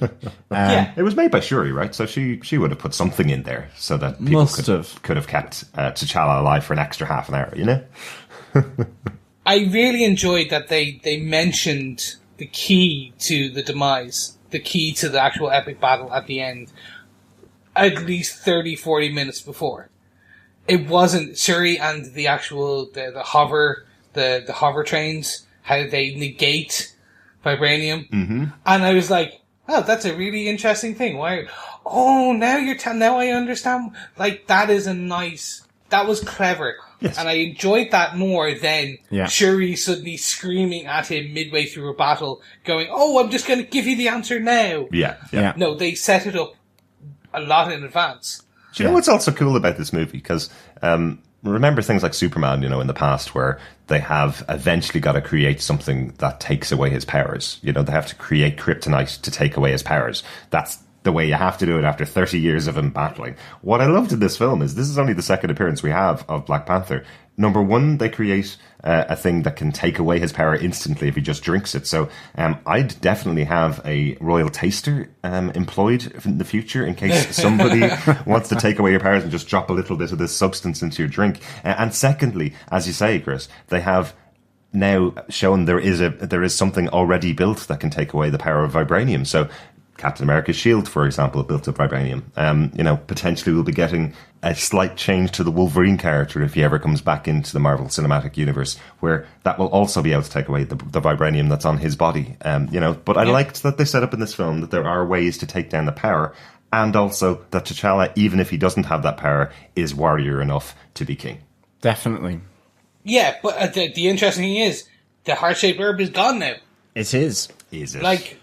But that's the question. That's the bit I enjoyed. Even if they take that away. Do you think there's no other garden in the entire place? That's what I would have wanted for a post-credit scene. A fresh bloom coming up. Yes, exactly. Yeah. Something just to go, hey, look, they'll touch on it maybe in Infinity Wars if there's something to do with Heart-Shaped Herb, or if it's later on the actual Black Panther 2. Yeah. And speaking of, because I just talked about post-credit scenes. Mm-hmm. Gentlemen, should we open the actual wrap-up of the films and into the actual... So what happens post this fight and into these scenes? Yeah, I mean, I think, again, as we've mentioned before, T'Challa effectively does the same thing as Killmonger, just the method is different as he opens the gates of the world to Wakanda. To begin with the outreach program in Oakland at the place where his father had killed his brother and had created Killmonger, and what that has potentially meant for Wakanda in terms of maybe undermining it as a stable nation, because you set off a conflict, then people will want to go to the source of that. What would it have brought on Wakanda? But here we have this soft power that T'Challa is wanting to do. And I think this is a great thing about this character. He has immense power and strength as the Black Panther, but he is also the leader of a nation and a country, and he is a politician, and he makes different choices. For me, his decisions are kind of slightly better than Captain America's in Civil War, for example, not signing up to Sokovia. I think T'Challa understands. That's why he was on Team Iron Man. Go Team Iron Man. I really like how he blends these together and how the writers have blended this together for this character. Yeah. And you see that then in the first post-credit scene as well, where he's back at the UN. I talked about this earlier, but it is that moment where you get the snidey guy, as you said, Chris, going, well, what can you do to help us? All those loaded preconceptions and notions about this country in the arrogance of that man. And I thought that was a great way of closing this out. It didn't even need to be in the post-credit scene. It could have obviously been at the end of the film. But just superb. I came out of the movie totally uplifted, and certainly part of it was to do with these final aspects, both with the death of Killmonger, but then how T'Challa moves it forward to make his own stamp as the leader of Wakanda. And it is called out throughout the film that the rest of the world sees Wakanda as a third world nation. They've never really visited it because they don't do that in Africa. They leave Africa to deal with Africa. And that's kind of the point here, is that with the power and strength that Wakanda have, they're not going to close their borders anymore. They're going to bring it out to the rest of the world, just like the rest of the world should have been doing with Wakanda. If they did feel they were a third world nation, well, why haven't they been helping them for 2,000 years? Why did they just leave them alone going, oh, you're a third world nation, we're not going to go anywhere near you? It's kind of it's a nice little play on that, which I liked. The other thing, just to mention, T'Challa wasn't on Tony Stark's side because it was the right side. He was on Tony Stark's side because he thought that Bucky had killed his father. Speaking of Bucky, that is our post-credit scene. So very important to know that. Says you. Yes, no, it's true, because I'm right. As was Steve Rogers in Captain America. Team Cap, all the way. So the second post-credit scene brings us back to Bucky, our little friend of Captain America, who was brought to Wakanda by T'Challa. Yeah. What's really important about this scene is the last time we saw Bucky, he was going into stasis because he was very powerful, and those words that were out there to control him were the keys to controlling the Winter Soldier, and he was seen as too dangerous to be in the open. So, what's interesting about this scene is that he's outside. He's outdoors. He's got kids all around him. He's lost the arm. That's gone now, obviously. I did want to see him have this new arm put on by Shuri. I was really hoping they were going to do that, but obviously not just yet. I thought that would have been cool. Oh, absolutely. But I think that's definitely coming. As we know, Bucky is there at the start of Infinity War, coming up in the next couple of months. But I think what is really important here is, has Shuri found a way to remove those trigger words for the Winter Soldier? Is that why he's out in the open?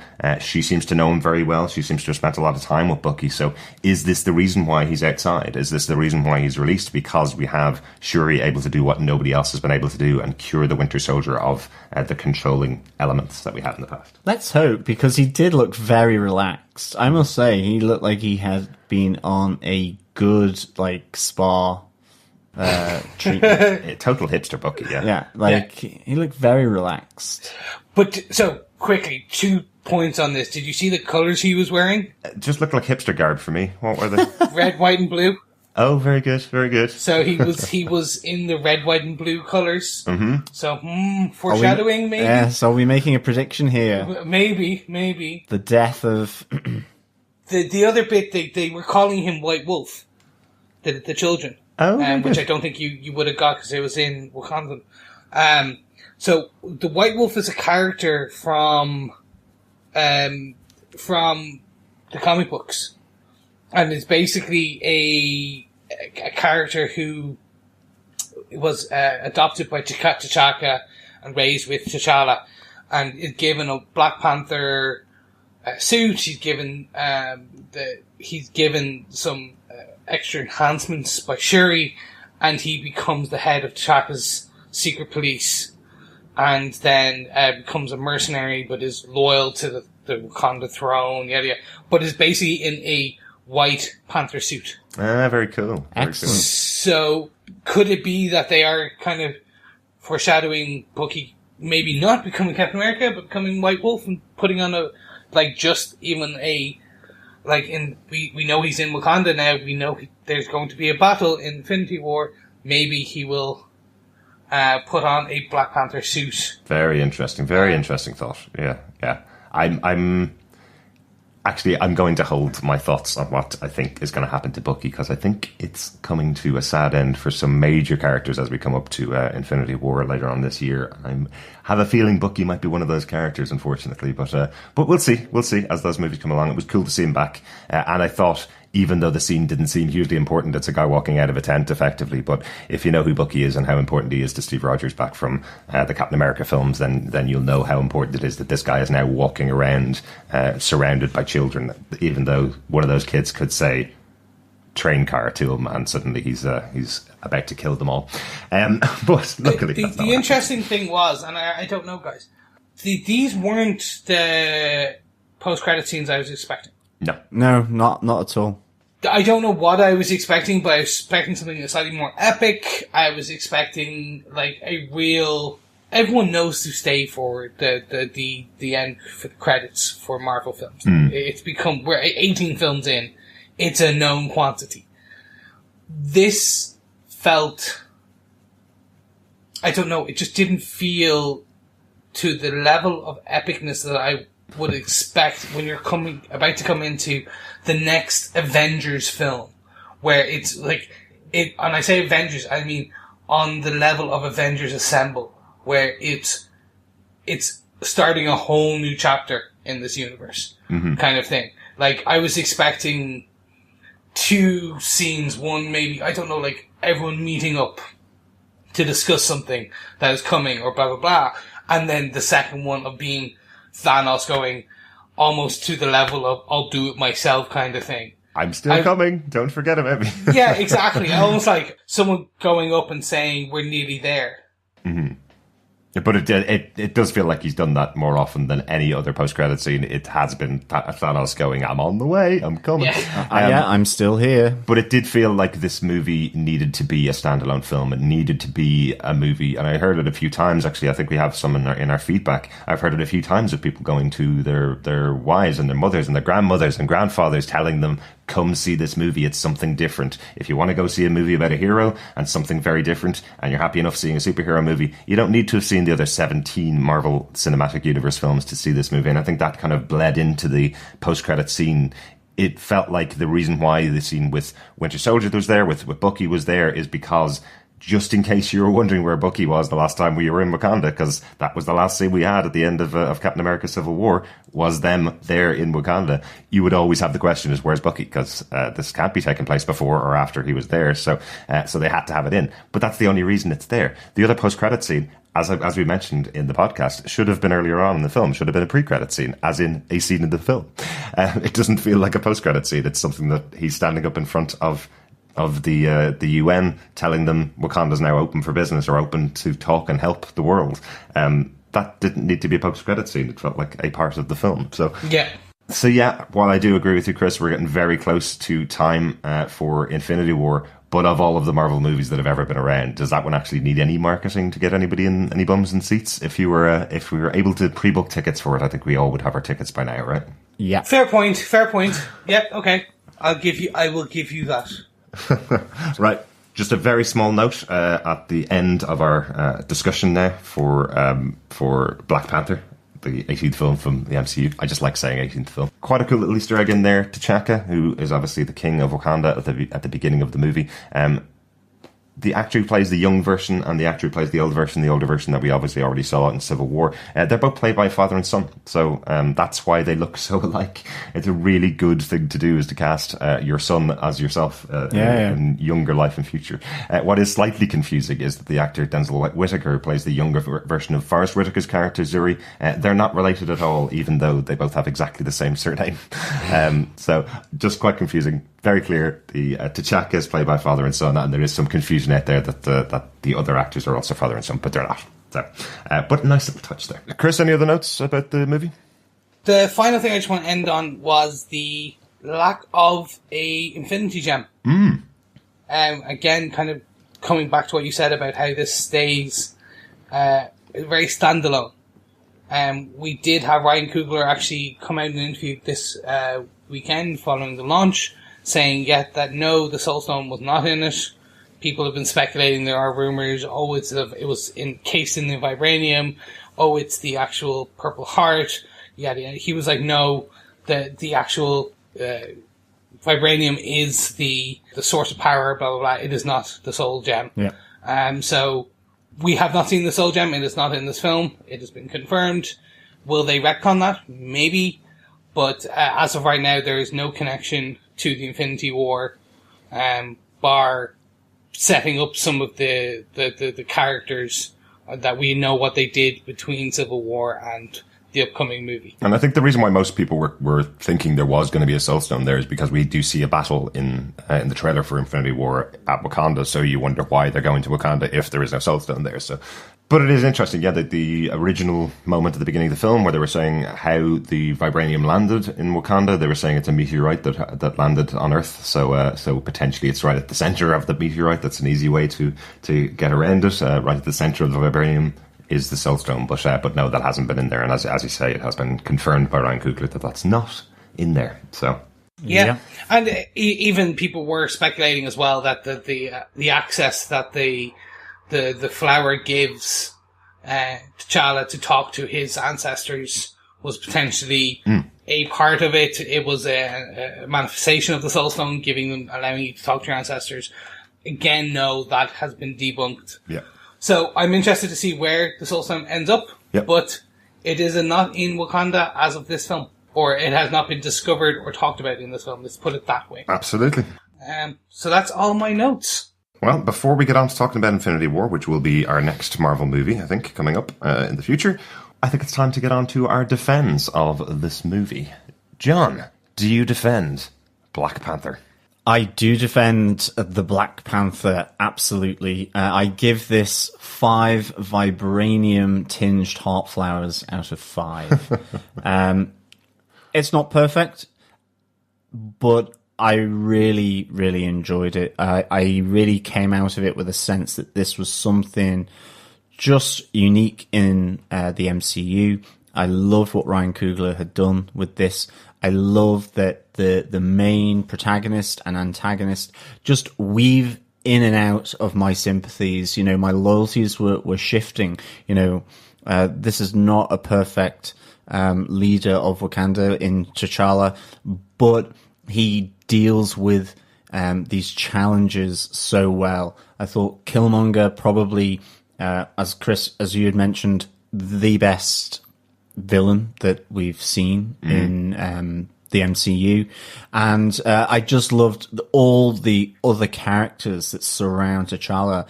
These strong women. I love seeing Everett Ross back there. They all added so many different layers: strength, humor, intelligence. It was all just so complete for me. It felt really, really good. I came out of this so uplifted, so happy seeing this kind of movie in the MCU. And as I say, it sort of challenges my top 5 of MCU movies. And that is why I defend this absolutely wholeheartedly. So Chris, do you defend the Black Panther? Yes, I defend this film.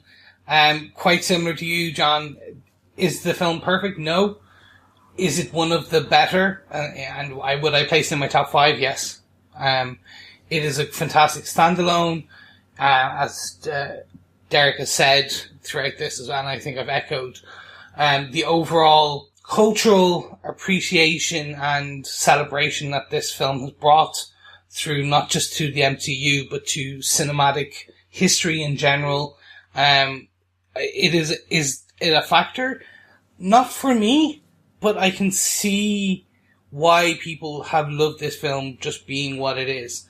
I'm appreciating this film as an MCU film, as a film that has taken a character who I'm a bit like, meh, I've never been a huge Black Panther fan, and has caused me to go, do you know what, I'm going to jump into Marvel Unlimited over the next couple of days, and I'm probably going to go back and read some of the Marvel Knights runs, and on Black Panther, read some of the other kind of storylines about him, and kind of delve more into the character.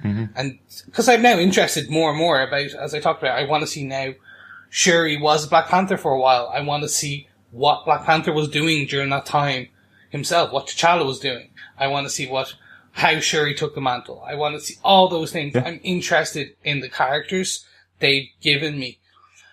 I'm interested in the setting. I'm interested in the overall antagonist. And he is one of the best villains. And I'm putting my hand in my heart and saying he really is one of the most well-rounded villains we've seen in a long time. Mm-hmm. But the film's not perfect. But I still love it.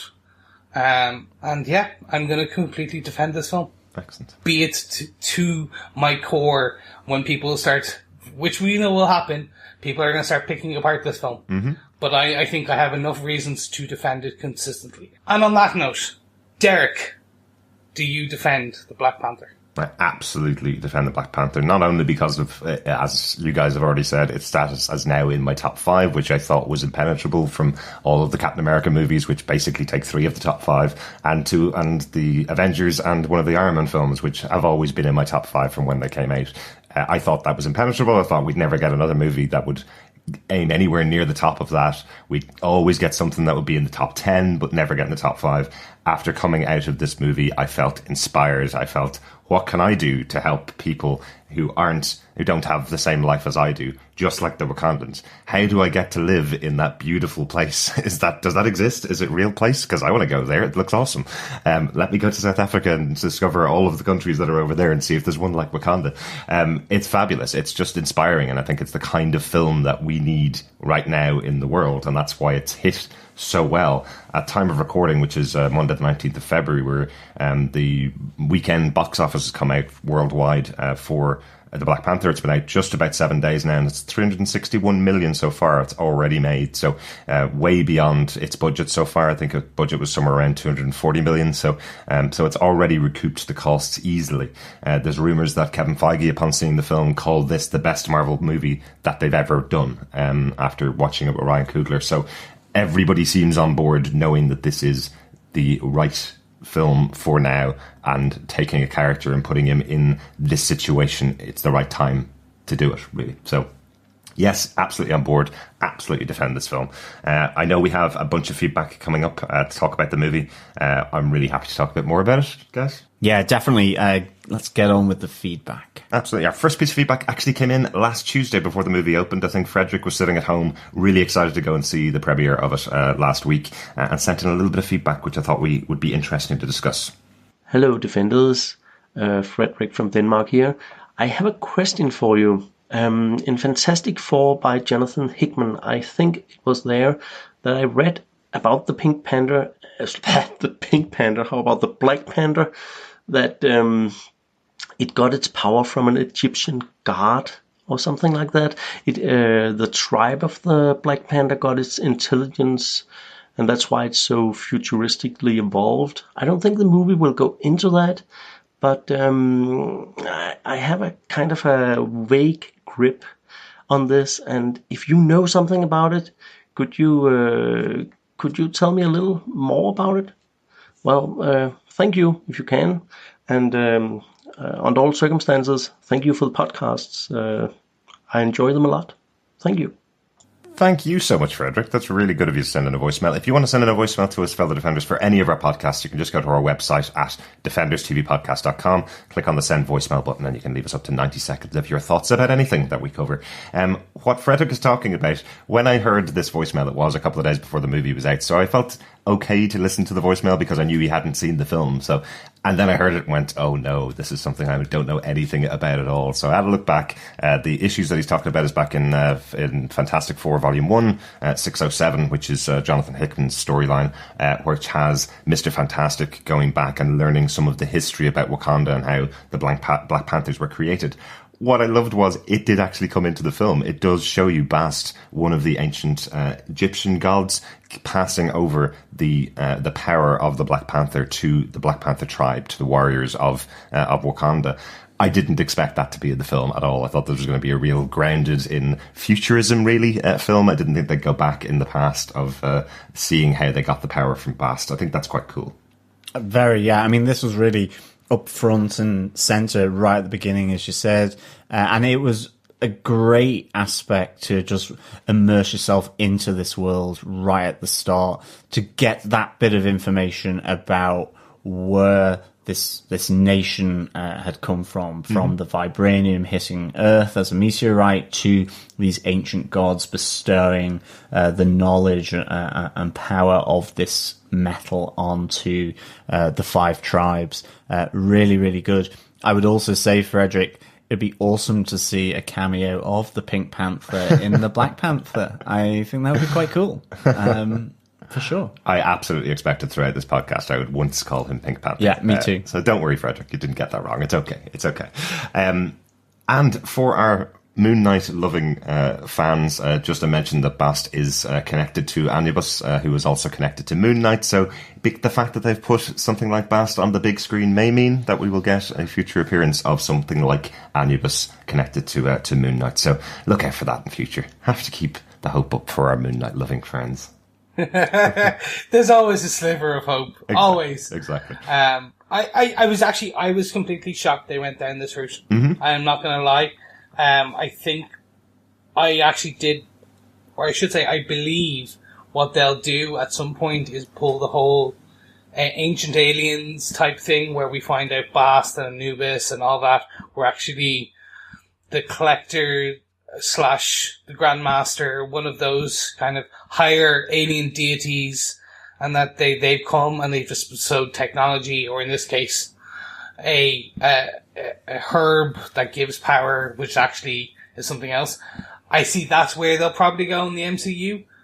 But that being said, we've seen a lot of mystical things happen in the MCU or in the Netflix version. So I have no idea. To put it, let's wait and see how this all connects. Definitely, yeah. John, do you want to take us over to our Facebook feedback? Yeah, you can join our group over on facebook.com/groups/Defenders TV podcast. Come on, head on over and join the group and community for all the discussions. Our first bit of feedback is from Mike Malone. Wakanda is beautiful. Costumes are gorgeous. Music was perfect. Solid story and performances. I thought Killmonger was probably the best MCU baddie thus far. That story and his motivation were stellar. Absolutely, Mike. I think Killmonger is an absolute new benchmark for antagonists within the MCU and what they can be. So here is looking forward to how they treat Thanos for sure in Infinity War. Be really good. Some more feedback from Jeff Childs, who goes, there are some fierce women in this movie. Absolutely. Fierce, beautiful, proud, intelligent, funny. They are all these things that are there as equals, I think, to T'Challa in that role. So absolutely fantastic to see. Totally agree, yeah, totally agree. Chris, do you want to take the feedback from Tina Brown? Yes, Tina went on and to say Wakanda looked flat out amazing. Best looking movie Marvel has ever done. Also easily best villain in a movie. Great performances, and I was able to recommend that my mum seeing it because it was such a good standalone movie. She always worries she won't be able to follow series movies if she hasn't seen them all.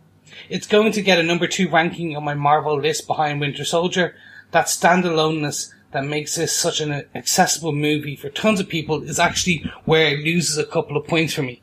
I like the ties to the greater MCU, and Winter Soldier was so good because it took Cap, Black Widow, and Nick Fury characters we spent several movies getting to know and love, and gave them a flat-out fabulous story to play in. I just don't feel as invested in T'Challa. Did anyone seriously think he was going to lose the first challenge with the mountain guy? They sacrificed tension for world building, and while I think Boseman did really well, I don't think the script actually gives him much to do as the other heroes. He wants the throne, unlike Thor, so there's basically no internal conflict. I guess what I really wanted to see would be Black Panther 2, now that Wakanda is established. Where does T'Challa go from here?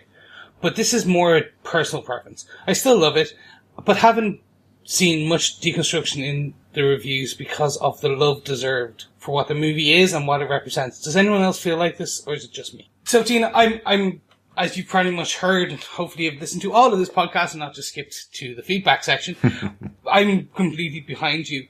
The world building, as we said, Wakanda is a character in this, and they spent a lot of time building that character. I want to see where it goes now.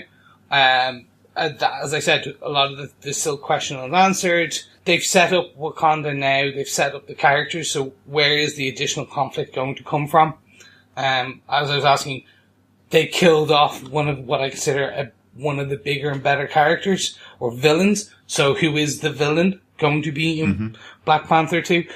The one thing I can't say pretty much, and they haven't announced it, but I'm guessing from the box office takings in the first weekend, there is going to be a Black Panther 2, and they are probably going to fast track as quick as possible. Yeah. Guys, what do you think? I'd absolutely say so, yeah. I think one of the interesting things that stands out about this movie, and we've kind of mentioned it here in the podcast as well, is that this doesn't feel like Captain America's movie with lots of other people around Captain America. It absolutely feels like the World of Wakanda movie, where we have lots of strong characters all around. And maybe that's to the detriment of Chadwick Boseman's T'Challa, that he doesn't get as much screen time as he would if he were in a different film, because of so much screen time around him given over to the other characters and the world building. But it's a better choice for this character and a better choice for the film, it feels like. I don't think it would have cracked my top 5, for example, if it had been a movie of T'Challa in New York solving crimes with Daredevil or something, like he did in some of the comic books.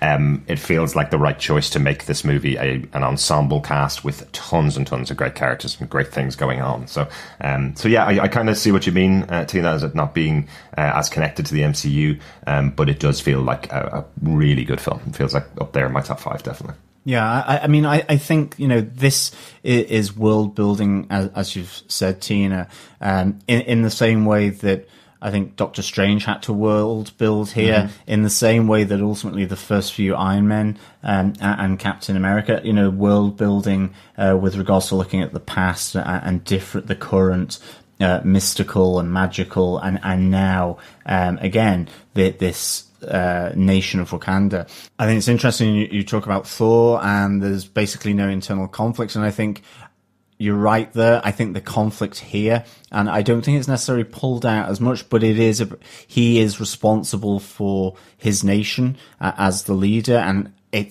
the conflict is about where he wants that nation to go. Is it to be secret still, inward looking, maintaining the status quo that his father had seen to protect, or is it to be much more outward looking and engaging in the outside world? And what form does that take? Is it Killmonger's version, which he rejects, or a more humanitarian approach to it? And I think that's kind of the conflict here that he has, and the struggle with what his father did to preserve that. Yeah. So essentially, do you join the EU or do you go into Brexit? It's that kind of thing. Yeah. Absolutely, yeah.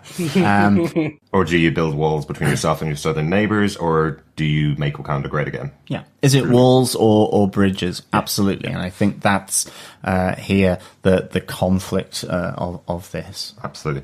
Christina Sanchez over on our Facebook group also says, love the complexity of the villains. Wonderful when they give you a character with motivation and perspectives that make you think. Jeff Charles responded with, but he is still actually villainous. When he shot through his girlfriend to get to Claw, you knew he was a bad dude.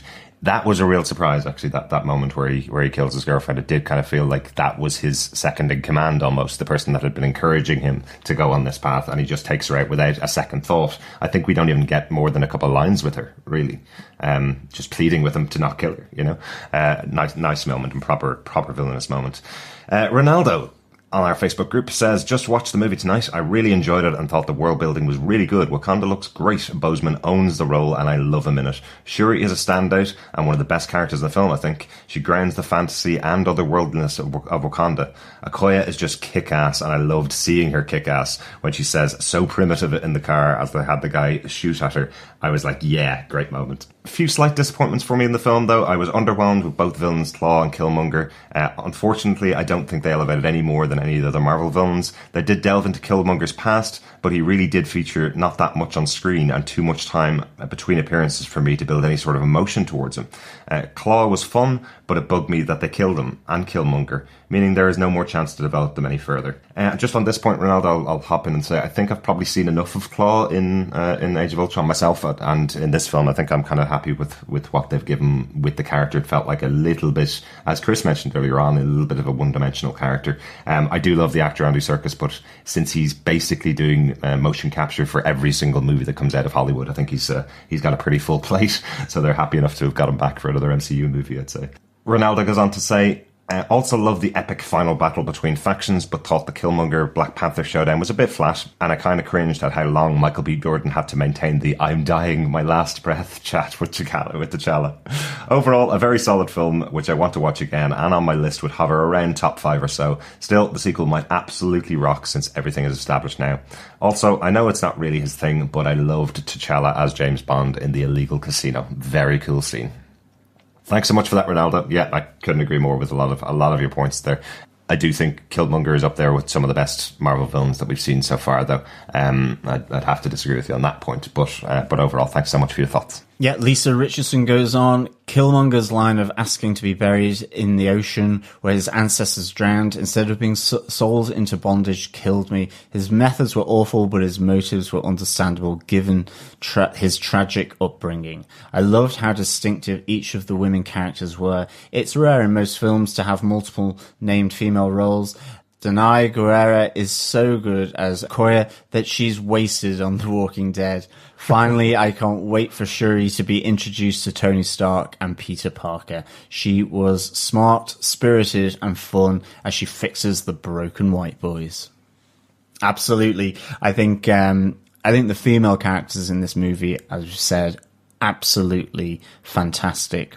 I don't want to see Michonne go too quickly from The Walking Dead, so I'm hoping she can play both roles. These are two iconic ladies of the screen now.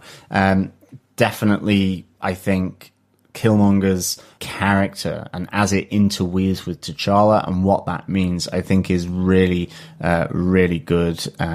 He is really good in that role, I think.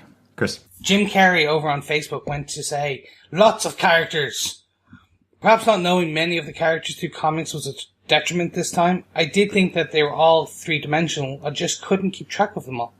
I could sort of figure out the context, but it was quite some time before I heard one of them was a general. I think it was a point of humour, but I did not like that here we have a tribal movie and often sounds of drumming or shouting were apparently over loudspeakers. Perhaps they took a page from Batman vs Superman because they gave the ladies very cool battle cry accompaniment. I've said before how much I despise other recent Marvel movies that had too much banter and frat humour. As an Uber driver, I got into conversations with 3 sets of riders over the weekend. All of them weren't disappointed in that aspect of the movie as well, and they loved Black Panther for its seriousness. In one of those conversations, we talked about the waste of Killmonger's life, in light of the offering to bring him physical healing and his conviction that he would rather die free than in bondage. I mentioned regret that this character was gone when it seemed like reconcile was right there.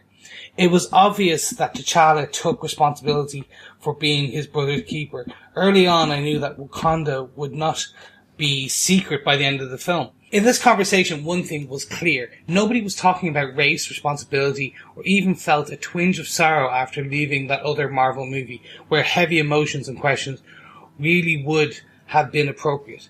Seems like the biggest trauma of that film was that an immortal warrior of the 9 realms had been subjected to seeing a big green weenie or not being nicknamed Strongest Avenger. Thanks so much for that, Jim. That's always very difficult to read when you're hiding the name of the film. I think it's probably because you don't want to say its name out loud like Voldemort. I'll say it. It was Thor Ragnarok, probably my least favourite of the movies last year because it effectively is a comedy. And I can understand your opinion there, Jim. There didn't seem to be a huge amount of consequences to losing an entire planet and most of his society, whereas in this movie there's a lot of consequence by the individual interactions between characters.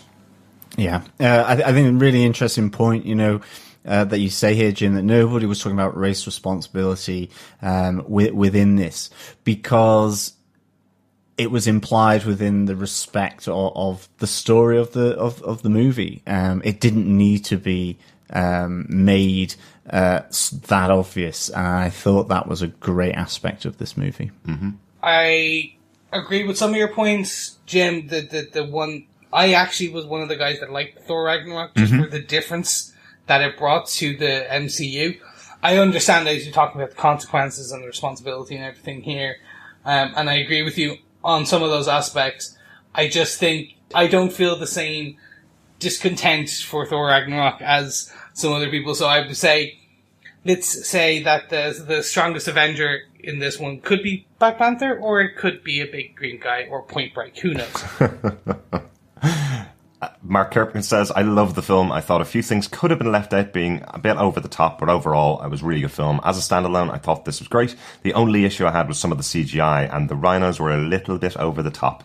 But the Flash Gordon scene with the tribe on the mountain was funny. I laughed and enjoyed that. Paige Allen went on to say, absolutely loved it. My only complaint was the CGI was a little bit too much here and there. But the great story and beyond phenomenal cast made up for it. Definitely one of the best MCU movies to date. Was in awe the entire time, and I'll repeat, the entire cast was perfect. It's been out for 3 days and it's already legendary. And I'll agree with you on that one. Absolutely. Kristen Halgo's gosh, where to start. The music, the cast, the story, the hopeful message at the end. My favourite character, without a doubt, was the sister, Shuri. She was full of life and energy. I loved it whenever she was on screen. The all-female army led by none other than our fierce Michonne, the use of the rhinos. This movie was absolutely everything I wanted it to be. Probably my only question mark was why on earth W'Kabi betrayed T'Challa so easily. It couldn't have been so easy as Erik presenting Klaue in Wakanda that would make their history trivial and insincere. Oh, and Michael B. Jordan. He's come a long way since The Wire. He was fantastic. Cannot wait to see this again. Mm-hmm. Absolutely, Kristen. He's also come a long way since Fantastic Four shtick as well. But like another Flaming Man, he has really crafted out a new identity within the MCU through his portrayal as Killmonger. Definitely. My favourite thing I saw on Twitter the last week was, now we want to see Chris Evans interview Michael B. Jordan about how you make a career after being Human Torch in a Fantastic Four film. This is how you get into Marvel, apparently. Do a terrible Fantastic Four film, and then they'll give you a great career with a great character. Thanks so much for that, Kristen. Really good points there. I think, Chris, you called out earlier on, I think it might have actually just been a dropped line about the fact that Klaue killed W'Kabi's parents. That's why he was so pushing for the death of Klaue, and effectively whoever it was that delivered that body to him is who he was going to follow. I think that's very good to call out, because I don't think I even noticed that in the movie. Yeah, again, there's so much in this film. I've seen a lot of people that are slowly picking these out.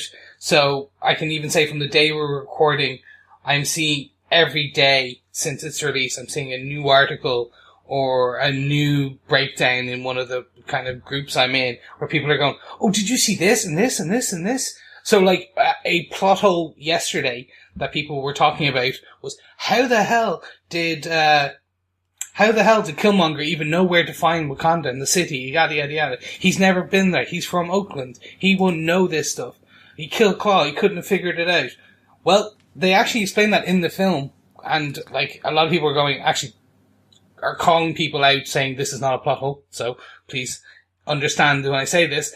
It was all about when he's with his father, in the realm, he opens up the side closet and he finds a book. And in the book is an English and Wakandan script. So obviously Wakanda on one page and the English translation over. And there's a map in there where he finds the ring as well. And it's a map to Wakanda, the city of Wakanda, and everything, where he would find it and all that. So there's a lot of pieces that people are they skip over quite fast. Not even skip over, they run by quite fast. So a lot of these things are in there. But I'm assuming a second viewing, a third viewing will open a lot of people's eyes. Exactly, yes. Very smart of Ryan Coogler to put in all of these little extra elements that when you see it the second time, it'll add so much to the film. Thanks so much for all of the feedback that's come in through our Facebook group, through email, and also through the website over at defenderstvpodcast.com. We also got a new review over on iTunes, so that's another way to let us know whether you're enjoying the podcast. Pop on over to Apple Podcasts, or iTunes as it used to be called, and leave us a review. Yeah, sharing the love is always important. 300 Sunshine goes, the charming fellows and ladies sometimes are a pleasure to listen to. After binging a second season of Daredevil en route to watching the other Marvel Netflix shows, including The Defenders, I binged the backlog of this podcast. Derek, John, and Chris are wonderful regular hosts with deep-cut insights to the Daredevil comic history, as well as other pop culture references. You can tell they're great friends, and their lovely accents are a thrill to hear for this Yankee. Well, thank you very much, Sunshine. You have provided Sunshine into the three hosts of Defenders TV podcast. It is always great to get a review on iTunes. It really helps to grow the podcast. As Derek said, please head on over to either Apple Podcasts, Google Play, or any other good podcast catcher of your choice and just search Defenders TV podcast. Subscribe, rate, and leave a review if you would like to. And share the podcast too, sure, why not? Yeah, to the grannies. Yes, I was just going to say, thank you, Tina, for actually talking to your mum and getting your mum to come and watch Black Panther. But you know what you should really do? You should go tell your grandmother. You should get your grandmother to go watch Black Panther, then listen to this podcast. Because, if anything, I am consistent with my running gags. And I will continue until we start Jessica Jones, but who knows? In Jessica Jones, will I tell your brothers and your sisters? Maybe your nieces and nephews, who knows? But just remember, share the love, tell everyone about us, and if you can, subscribe over at defenderstvpodcast.com/iTunes and share the love. Absolutely. Thank you so much, fellow Defenders, for joining us for another epic Marvel movie podcast. As I mentioned earlier on, and John mentioned earlier on, we'll be back for the Damnation crossover event. We start that coverage on the 28th of February with Doctor Strange, part one of Damnation. That will also be connected to the podcasts over on Into the Night, the Moon Knight podcast, Sons of the Dragon, the Immortal Iron Fist podcast, and Inner Demons, a Ghost Rider podcast. We're really looking forward to that crossover. Hope you join us for that. And as Chris mentioned there, we will be doing Jessica Jones back on the 8th of March on Netflix. Yes, absolutely. With that, I'm going to nibble on an Easter egg that Chris lovingly chucked into this episode of Defenders TV podcast. As always, thank you so much for listening, and we'll speak with you next time. Yes, thank you so much, guys. I'm off to Wakanda, and the only thing I can scream is Wakanda forever. Mm-hmm. Bye. Bye. You think I'm holding back? You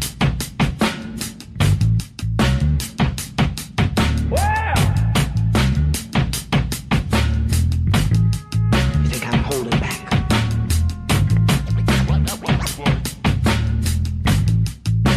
I'm out to save you.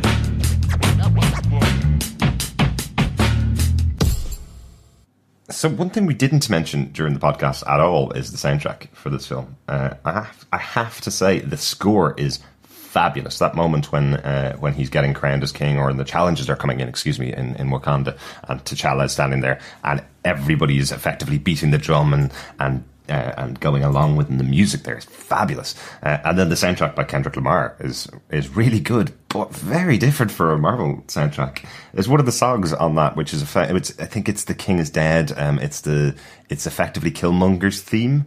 Yeah. But the whole thing ends off with the singer going, "Father, your mother, children, life, your home, everything." And I'm like, this is on a Marvel soundtrack. What's going on here? I do understand that urban music does have, and rap music has a lot of cursing in it and stuff, but I wasn't really expecting that. You know, the kid comes home from the cinema after seeing this movie, goes out and buys the soundtrack and sticks it on. Parental advisory, explicit lyrics on Marvel. No, they'll just have a clean version now. They can't. That's what I mean. It's that you could not possibly have cleaned that song other than taking it off the soundtrack. Well, that's what they'll do. Yeah, exactly.